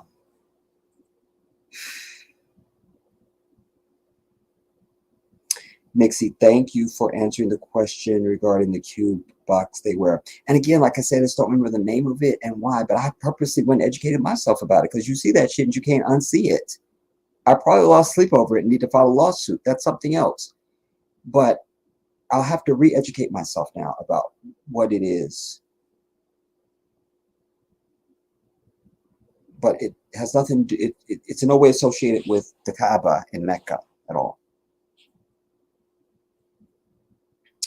And just a little further for you, Nixie, you know, the Catholics do their little holy water. They can set their ass down. Fat. Like I say, Islam settles everything. All confusion, doubt, the record, anything. So we have a well in Mecca. Archaeologists, engineers of the highest eminence have been to this well because we get Zamzam water out of it, and it's a miraculous water. There was one brother who had stage 4 cancer. Doctor said, you only have days to live. It's over. You should just say goodbye to your family and be over it. His last thing was he wanted to go to Mecca. He had Zamzam and he was at the time of the story, he had been cancer-free for many years from Zamzam. This water is what is mentioned by the wife of Ibrahim in the Quran, but we know the full story. The Christian and nobody else don't. When Ibrahim left her and the child, she was going back and forth between these two mountains looking for water to give her son. And the angel came and struck his wing on the earth, and this water gushed forth, and she was saying Zamzam, which means stop, stop, stop, stop. It was too much.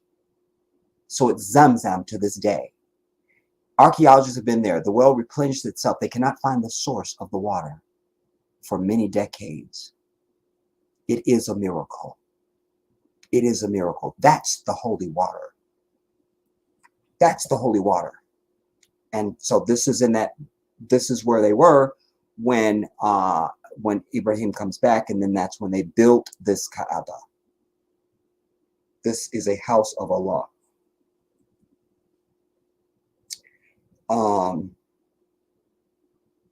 And then also when you see Muslims circling around it, you must also know something about the golden ratio, which is the very blueprint of life. And it's almost like God's fingerprint on everything. And we're circling that way. You also have to know something about numbers, how we go around it so many times. It's a whole thing. It's a whole thing. It's a whole thing. It's a whole thing. Cheryl, greetings. That's to Nixie. Richard, Mr. Dark Skin with glasses. Thank you, Richard. You are my apprentice. Andrea, Bruce killed someone and didn't do a day in jail. That's right. It was a car accident, wasn't it? Just right as he was becoming her or something, because he was photographed and it was a whole thing. Yeah, you're right.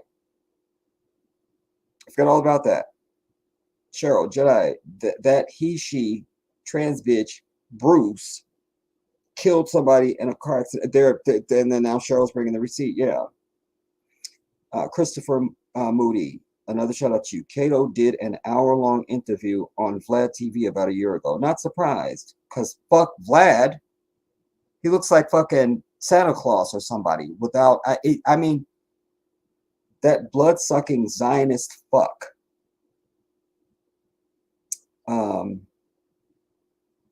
And I'm hoping he somehow gets insinuated into the whole Diddy thing, because he so wants to have clout in the black community, which any Zionist sucking the life out of us would want to. And so I'm hoping he gets caught up, and I hope there's some footage of some things. If there isn't, maybe we can just invent some things. I mean, they did it with the moon landing. We should be able to do it with this bastard. I mean,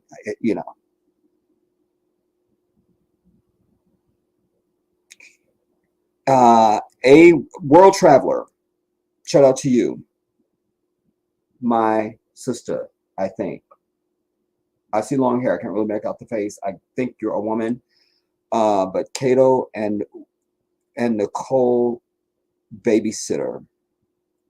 Cato was Nicole babysitter. OJ didn't like he lived with Nicole and offered him a place in the pool house. Imagine a strange man around your daughter. She was a druggie who didn't care. That was, I do remember that. Yes. Or did that come from Cato? I can't swear it, but I do know that. Like how he came to even be at OJ's, Plus, it also lines up that OJ didn't know his bitch ass. You feel me? Cheryl. Yeah, A.C. Cowlings was the one driving O.J. Simpson in the white Ford Bronco on the freeway in 1994. Yeah. Bitch, you know who this is? This is A.C.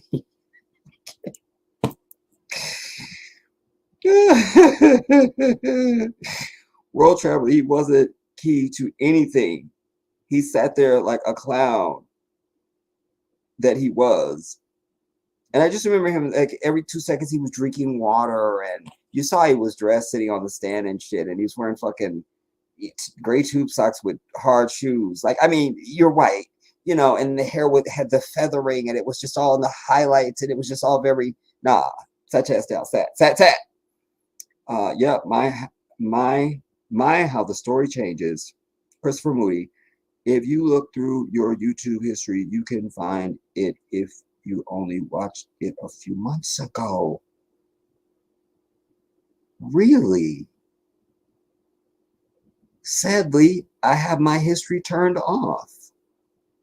Damn it. Damn.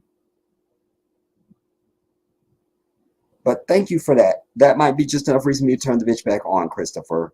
Damn it. All right, Black Beauty. Jedi, I am hearing the dog barking. Thank you.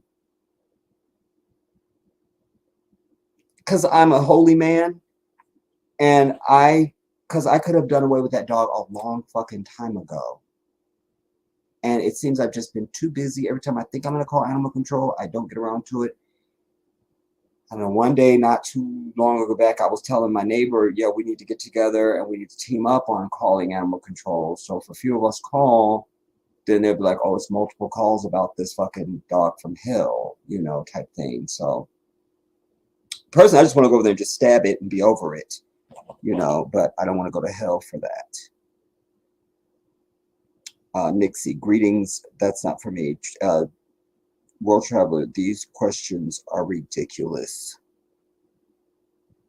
But that's white folks for you.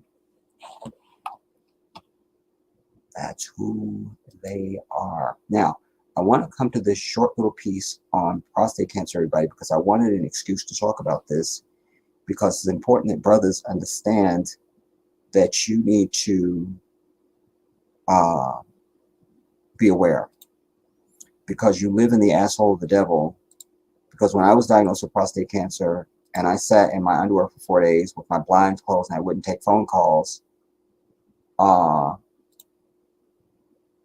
of the things I learned, I saw this doctor at a huge convention, like a stadium, like an arena, you know, like an arena, an auditorium, big ass auditorium, a lecture hall, whatever you want to call it.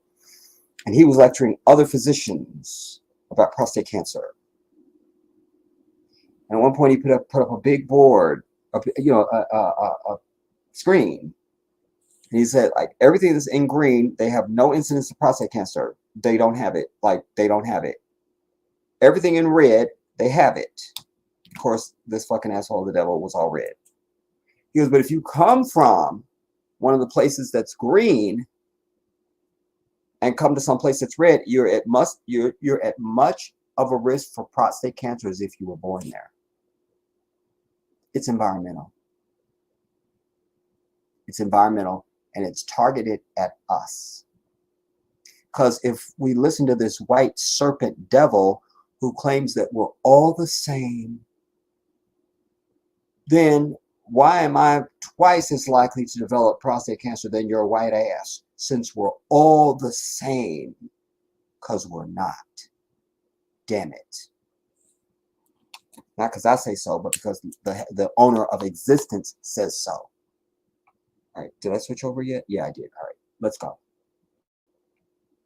And there's a few things wrong with what this fucker has to say. And he's a Zionist, so note the last name, Ackerman.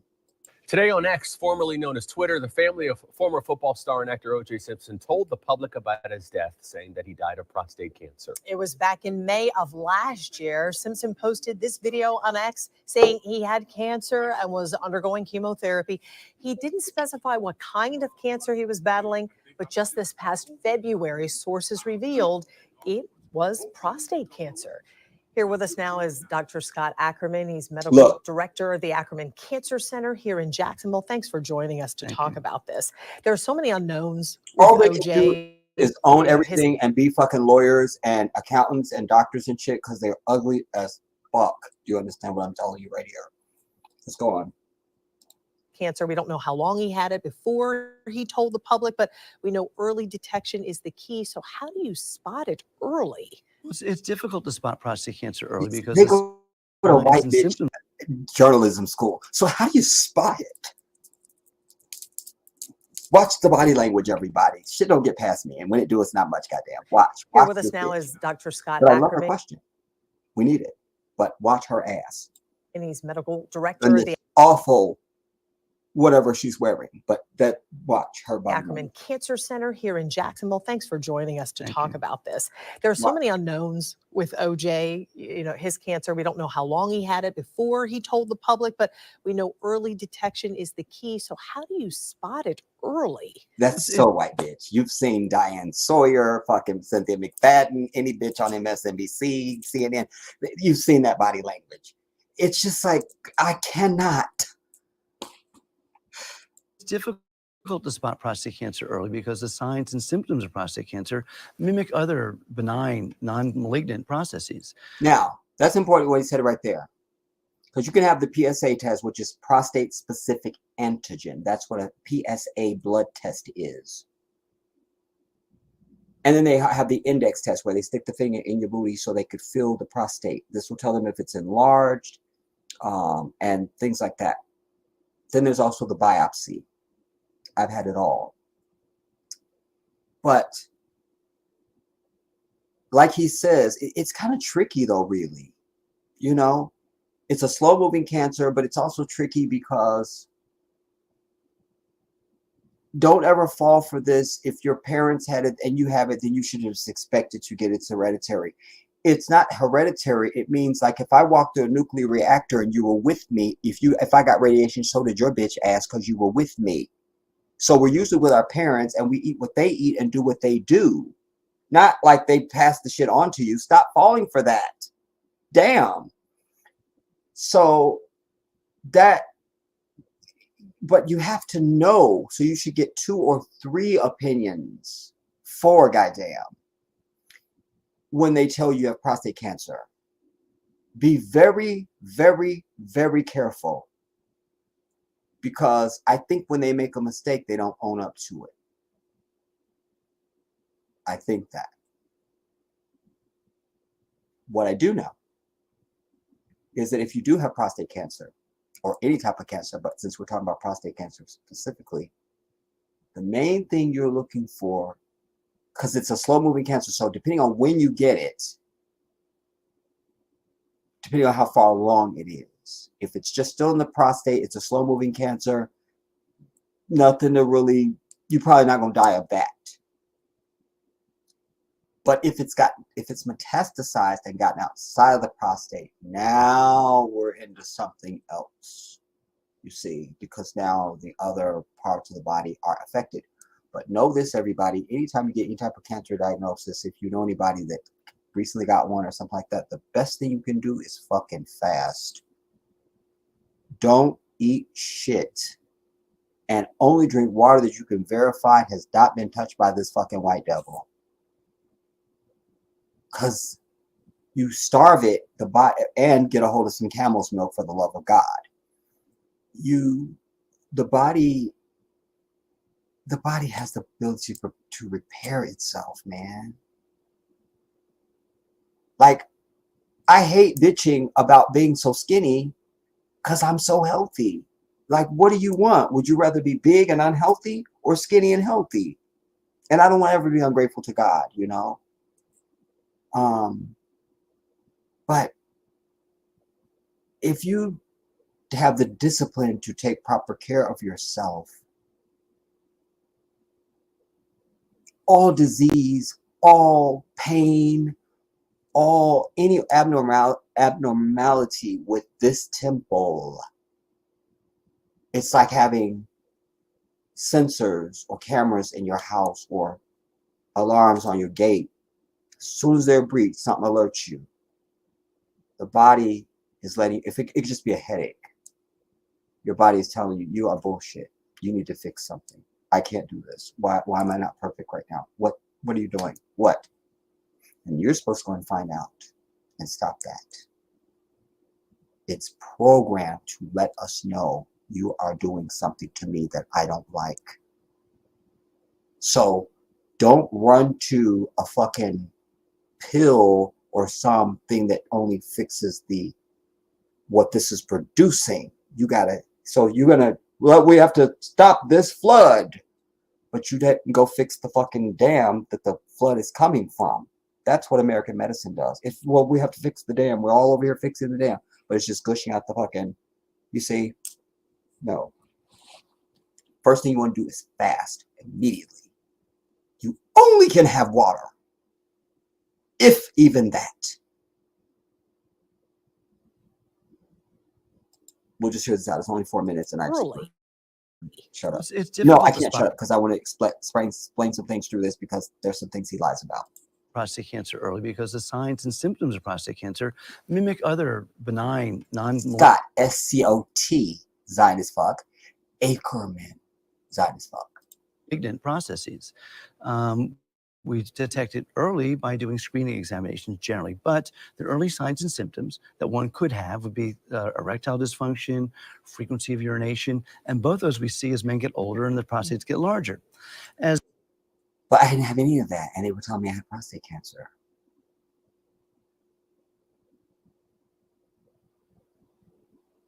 Only reason why there was even anything alerted is because my doctor was concerned that my blood test, PSA blood test, was high, and wanted me to go to see a urologist, and they wanted to do the index test and a biopsy.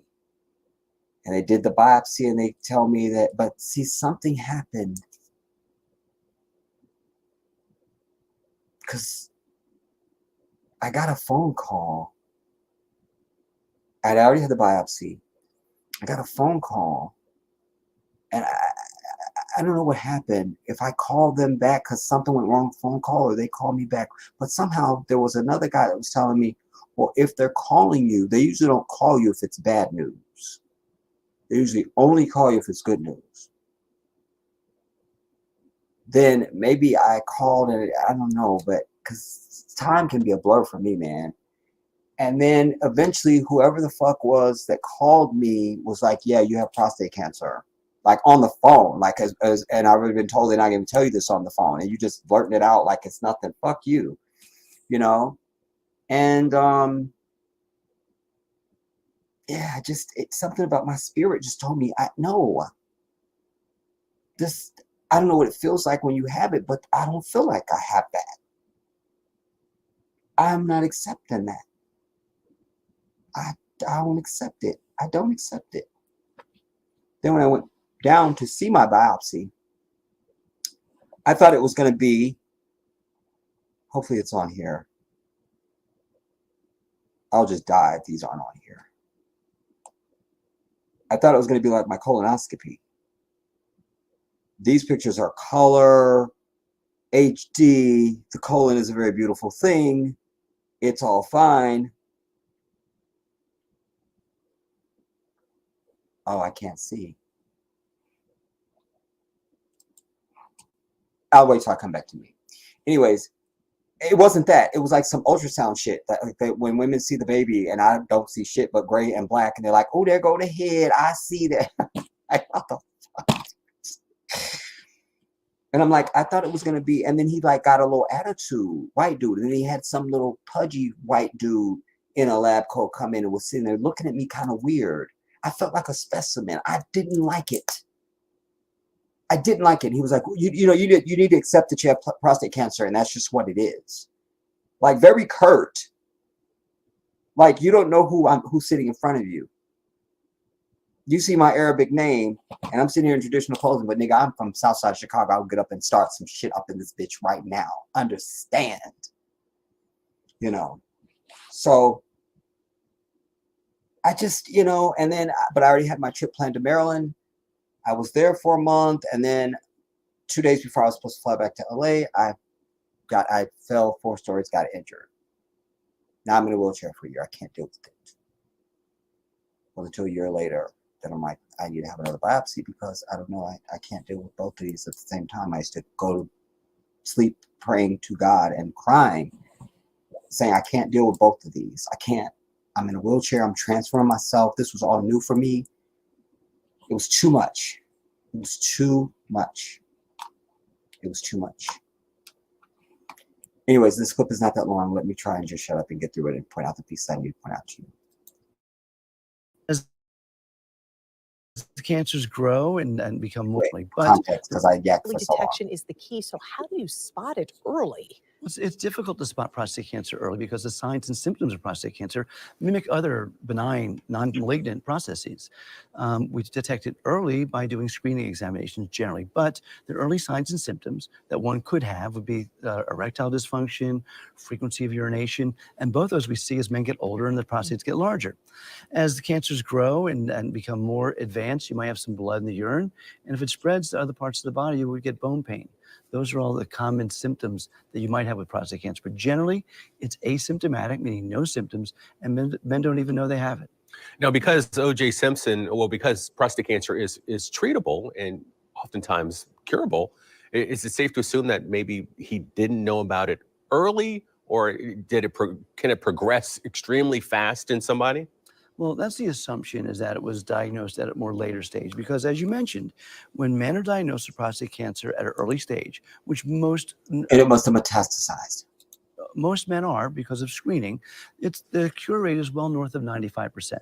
But 95% isn't 100%. So even those men that are caught early, some of them, 1 in 20, if it's 95%, will have an aggressive cancer that might start to spread quickly. So with OJ, it's all conjecture. He might have been diagnosed early with a very aggressive cancer, or more likely, it was diagnosed at a later stage. Is there anything that men can do to help prevent the chance? Is there anything that men can do to help prevent? And this is where the fucking Zionist lies, because he runs the cancer center, so he can't have you thinking there's something you could do to prevent it. Let's go. Prevent the chances of getting prostate cancer? There's not much you can do to prevent. There's not much you can do to prevent. Go on. Can do is be aware and do early detection and know if you're at risk. So, but you just said there's no early detection. and you can be asymptomatic, and the tests can all be wrong. So the ways we do early detection are by doing the PSA test, the blood test, and the Means digital nothing, rectal because there's other things that can raise your PSA. Go on. examination.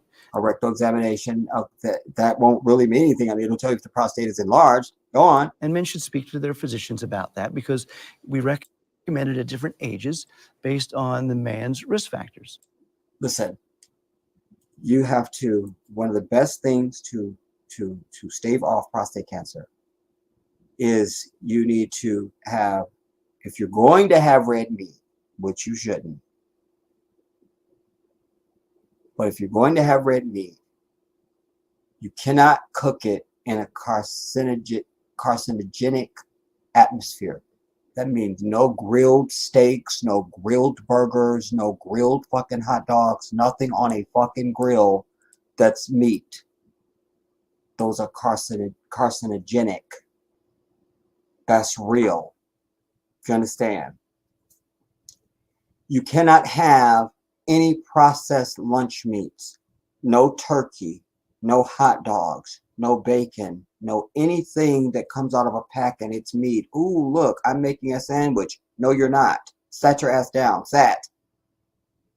So, because these things all have nitrates, and nitrates affect the prostate.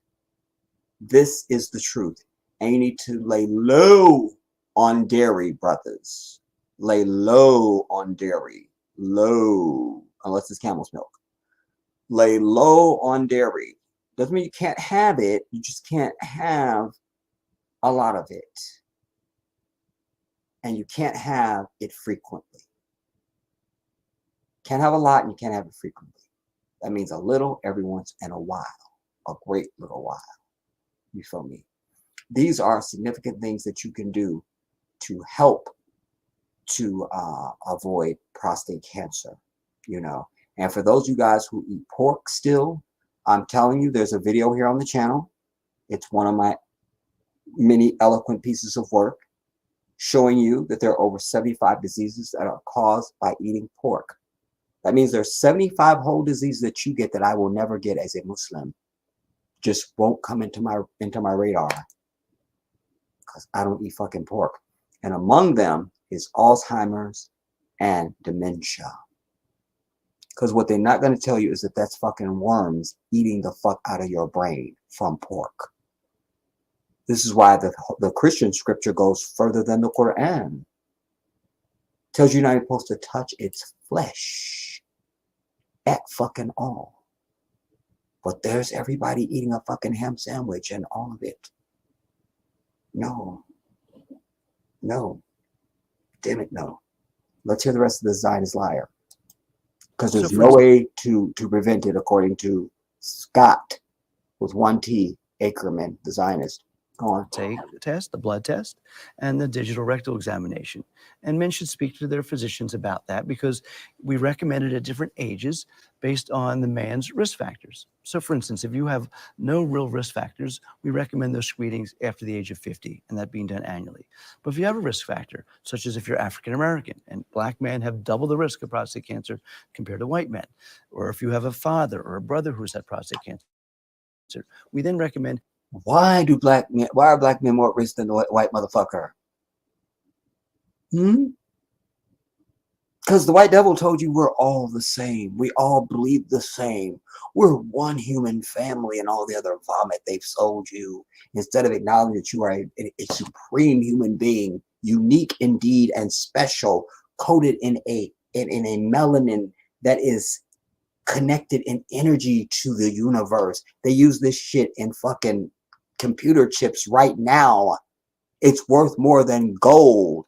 Every African person walking around is worth at least $4 billion. Just your one black ass. $4 billion in melanin I'm sitting up here in. Fuck white people and their lies. Part of it is that because we're different, I would theorize the shit I was just telling you, carcinogens, all the bullshit, nitrates and dairy and the bull, that because of our genealogical makeup, You know, animals can eat shit that humans can't eat. Who looks more like the animal in this fucking scenario? Smelling like wet dogs when they're wet and all of it. Backing that up 5 or even 10 years earlier and beginning doing those cancer screenings then. You've been in the industry for a long time. O.J. Simpson, took to social media and said, hospice, no, not me, or I'm not sick. He made all these statements and then ended up passing away. Do you find that men are in denial sometimes, or aren't necessarily taking the steps that they should be taking to protect themselves? Well, the truth is that most men get their prostate examined or get a PSA because their wife or their girlfriend told them to, or their mother perhaps. But it's the women really who control a lot of the screenings that men do. Men, we're strong and we don't believe it's going to happen to us. But I don't know. With OJ, he did say that the hospital was out of the question, and that's because the treatments we have for prostate cancer generally, even in advanced stages, are good treatments. There's good treatments. Even chemotherapy is good for prostate cancer. And That's the last thing you want is fucking chemo, because chemo kills everything in the fucking body and hopes that it's going to kill the shit that they try to target. They come up with more ways to target the chemo to certain areas, but it's still fucking up your whole entire life. They have brachytherapy where they put these sort of radioactive balls, if you will, or pieces of metal into the prostate, because the prostate is like a tiny walnut that sits between the area between the scrotum and the anus. And they have this brachytherapy where they insert these into it and it's sort of dissolve and sort of that's supposed to kill off cells and things like that. But you definitely do not want the extraction of your prostate, brothers, because when they extract your prostate, you might as well just go ahead and join Caitlyn Jenner and her crew, because you're not a man no more. You have incontinence. There's no more erections for you. There's no more orgasms for you. You're over. You are over. You are over. That means your whole life. Part of our identity. I don't care who you are. You don't have to be like. You don't have to be anybody special. Just part of our identity is our fucking penis. Like, I guess it's probably like having your eye, but maybe it's a little bit more special. I don't know, but just that's too much of a change. Nah. You don't want that. And then what he doesn't mention is there's another treatment called hyperthermal. Because I found that out when I was calling around. So I'm like, I'm not having no fucking chemotherapy. They're not taking my prostate. We're not And I found a place out in Los Angeles, somewhere where they do hyperthermal. And she was saying they have a way that they, I don't know what if they use water, something, but they heat up the prostate. They have a way of heating up and causing more blood flow. It's a whole thing. It made sense. You don't have to be a doctor. If they explain to you, go, that sounds like that would be a good treatment. Okay, let's do that. And yeah. So there's other stuff, And like I said, ultimately get you some camel's milk, because whether you got prostate cancer or any other cancer, camel's milk attacks the enzyme of anything viral, including cancer. It is not a treatment, it is a cure. Period. And without any fucking side effect other than just deliciousness. I'm over it. And there's hormonal treatments as well. So he probably was given some a lot of hope, which is a good treatment. And that's because the treatments we have for prostate cancer generally. Hormonal treatments, because I don't know what that would mean. I'm over it. And that's because the treatments we have for prostate cancer generally, even in advanced stages, are good treatments. There's good treatments. Even chemotherapy is good for prostate cancer in advanced stages, and there's hormonal treatments as well. So he probably was given, a lot of hope. Speaking of treating prostate cancer, is chemotherapy the only treatment? What can people expect when they have to endure treatment? So chemotherapy is very Good unusual question. in prostate cancer, and it's only used in those patients that have advanced and metastatic disease. Generally speaking, prostate cancer is caught early, and the treatment is either one of three things: either active surveillance, if it's of a low-grade, slow-growing tumor, meaning continue following the patient, a surgery to remove the prostate, or radiation treatment, including proton radiation that's focused on the prostate. And all three of those give equal long-term survival and equal cure rates. Well, it's interesting because he said he was going through chemo a Mhm. year ago. Yeah. So, Probably advanced then yeah. and Mhm. metastatic. Yeah. Wow. Well, we thank you for your insight, and hopefully folks at home can glean from the experience. And it's treatable. Early detection is the key. Dr. Ackerman, thank you. Thank you. So there you have it. I was surprised because it's OJ. I mean, you're not invincible, but either they killed OJ or it was late. It was metastasized. He had it. There's no symptoms. He didn't know he had. He had no symptoms by the time they were like, OJ, you got cancer, and it's metastasized. It's outside of your prostate now, and you have cancer all over your body. That's the only way it makes sense to me.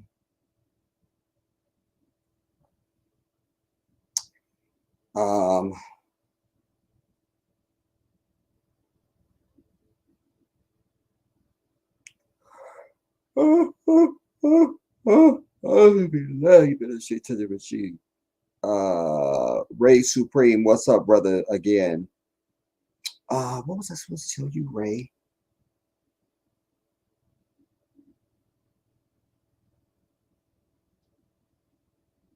Oh, I followed up on your dude that you told me about. The rapper dude that became Muslim. I was impressed. In fact, I saved his video someplace so I could play it at some point. But I followed up on that. CJ, you say Caitlyn Jenner, I say Bruce Jenner. Tweeted good riddance. He's such a fucking fame whore now and a bitch. So good thing you do wear a fucking dress because you are a bitch, nigga. Please understand that. Righteous indignation. The first time I heard Honorable Louis Farrakhan say that there is a worm in pork that can never be cooked out of it, I never touched the pig after that. Yeah, that's true. There's many parasites and worms that are in pig, including either trichinosis. It's a trichinosis worm. I think that I don't know if that's the nut worm or what it causes, but trichinosis is what you need to know. Tapeworm, hookworm. There's all sorts of disgusting things that are in it that just you cannot. And listen, years ago here on YouTube and just online, people used to have where they buy pork chop or they buy some pork and they pour Coca-Cola on it and come back and you can see worms coming out of it. Like, I can't. Listen, there's a donut shop that just opened up in the last year and a half, maybe, near me. I love a good buttermilk bar, y'all. A glazed buttermilk bar is my entire life. And I stopped buying them from this little donut place because I think they're using fucking lard. The first time I ate one, I got a headache. I'm a very consistent man. I'm just not just consuming shit during the day and, I know what I've done. So when I go back, what did I do different? Donut. So, but I needed to know, was it really the donut? Because this is the end of my life. I can't have another buttermilk bar from this fucking place. And I did it again. And I had another headache. A really bad headache, too. And I can't tell you when I had a headache last. And it was so bad, I literally called Uncle in the middle of the night. I go, Uncle, do you have anything for headache? I can't do it. I can't. And he brought me something over. But I know they're probably using lard because it's Latinos. And they the only dumb fucking people on the earth in 2024. They're still using goddamn lard. That's why all their fucking women have a goddamn muffin top sticking over the goddamn jeans. I'm over it. And they always have the little tight ass with the phone sticking. A phone, bitch, fat bitch. I can't. Righteous, you're going to say probably been close to a decade. Don't regret it. Good for you. You're better for it, Righteous. You are. You know, your body thanks you. And my only question with the swine is I always think, why did you put it here, Allah, if nobody's supposed to have it? What's its purpose? And I've not been given an answer yet. Because Allah doesn't create anything just random. On board, I'll just make a pig. No. So they have a role in, you know, but why is it here? Pigs are not cute at any fucking stage. They're ugly as fuck. And like I say, you're not even supposed to touch their flesh. They're that toxic. They don't sweat. They have no sweat glands. They eat everything and anything. They eat their dead young. They eat the feces. They eat any garbage, anything. They are trash compactors. Nah. And I never understand. I could get some camel's milk right now and offer it to some black people. I don't drink that while they're eating a fucking bowl of funky ass chitlins. You explain that shit to me. I'm over it. I can't. Years ago, my brother, I was at his house for Thanksgiving in Maryland, and his wife, bitch. Anyways, she,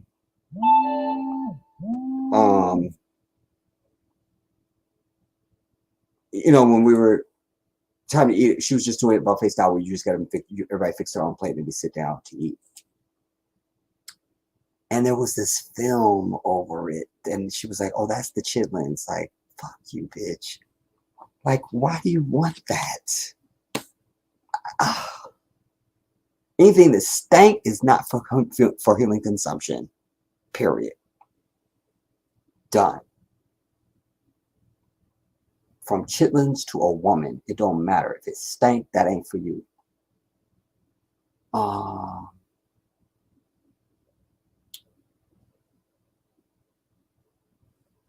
I thought I had one more clip we needed to see, everybody.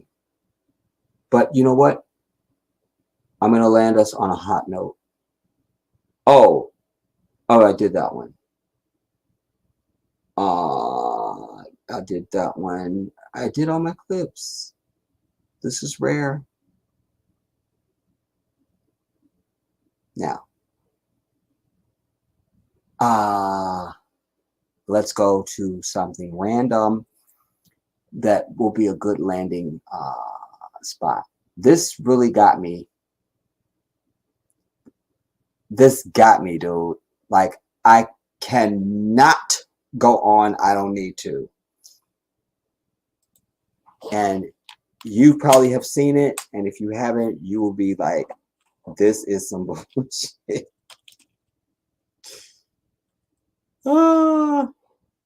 By the way, I'm still typing in Twitter because I could do that. It still brings you to X. So, like, what the fuck is X? What I can't. Oh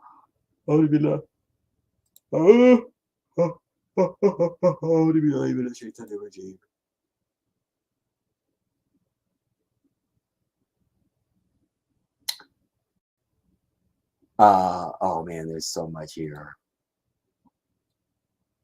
Let me just try and stick to what I came to bring. This pisses me off. Where is it?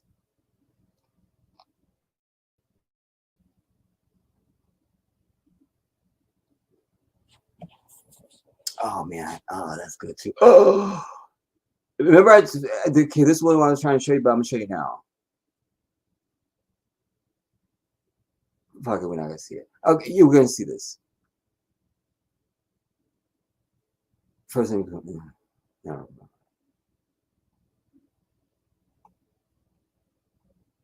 Because remember, I told you guys about that CERN thing, and there's like a little tiny clip. It's not what I wanted. I wanted the full ceremony. This is only like a 30-second clip. It's not, but at least it would give you a flavor of like what I was telling you. Like it was all satanic. It was very, but now, of course, as I'm saying that, I found the one that I'm actually looking for. So that's how the fucking universe does to me. You see. Now, let me, let's see if I enlarge this. What does it do? Okay, let me bring you in. And then I'll set it up. You guys,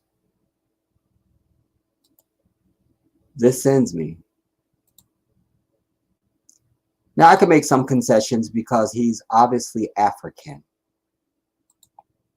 But I don't give a fuck. Some shit is just universal. Like when I would get frustrated with something in Africa, whether I was in Senegal or Gambia, I would be like, okay, y'all may not speak English, but some shit is just goddamn it universal. Because I just believe that. I know it to be true. That's my truth. I'm sticking to it. And I don't need shit else, quite frankly. But watch this, everybody. And be infuriated.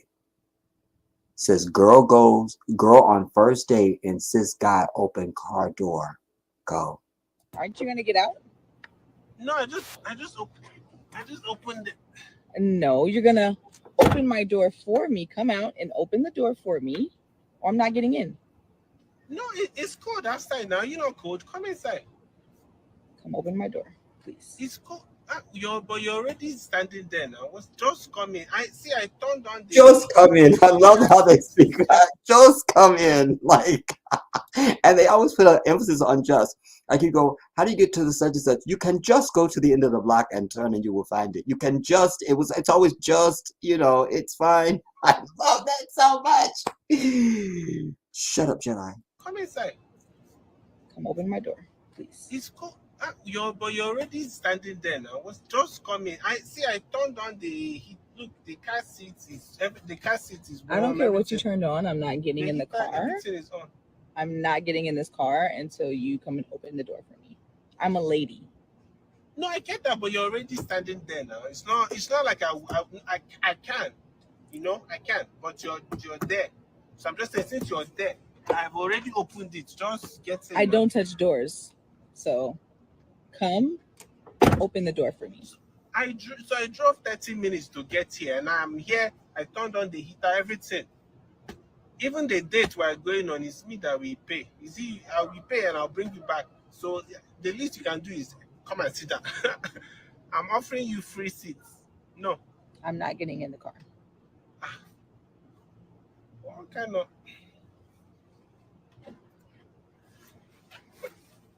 Thank you. He is really perplexed and having a real problem. Shut up, Jedi. This one is Wahala. We've never started. And thank you for being a gentleman. You're even this thing. It's just normal. Thank you. Look how he's looking.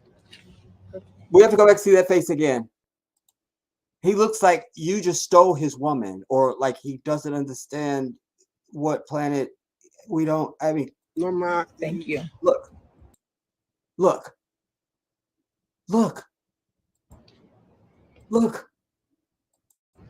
Resentment, even. Resentment. Go on. You're able to say it's just normal. Thank you.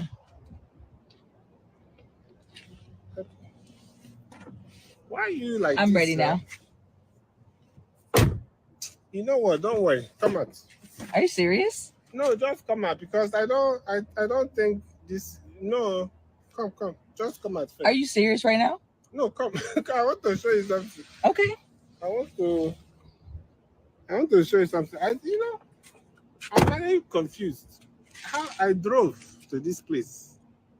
I came to pick you up. You could have met me there. I will also pay for the date. This place we are going, minimum $200 that I will spend. And I have to beg you to get in the car. It's not like I can't open.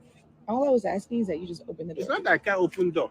It's just that you already stand. I opened the door twice. Don't worry. You know, sometimes. Where are you Sometimes going? you just be avoiding problem. Where are you going? I'm getting in my car. I'm opening my door by myself. Are you serious? I just wanted you to be a gentleman. No, don't worry. He's like, enjoy your night. Is he freaking serious right now? Move so that I don't climb on your leg or something. Where are you going? We were supposed to be going on a date. Where are you going? No, I'm going home. It's not a Didn't you drive out here for me? I thought I did, but clearly, let me just respect myself and go home. You know? Wow. Wow. What say you?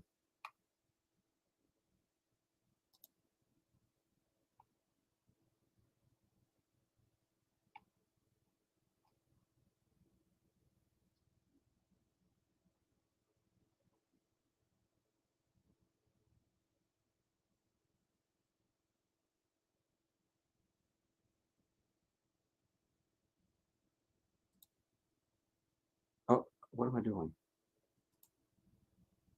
What am I doing?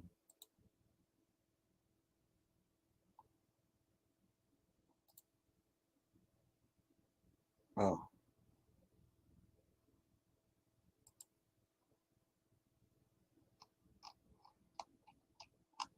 Talk to me.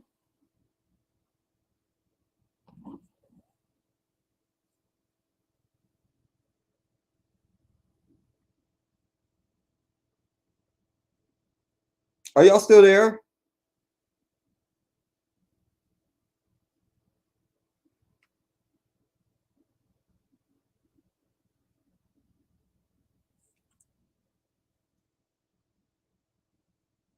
Hello?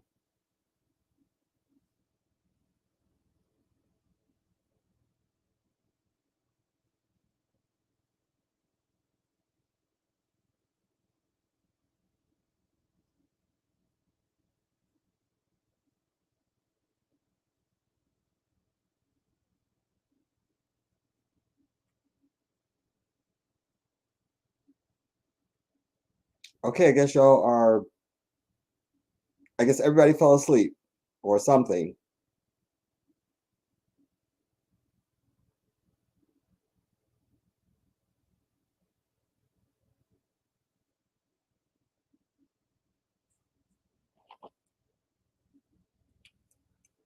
All right, well, good night, everybody. I don't know when I will be live again. We shall see.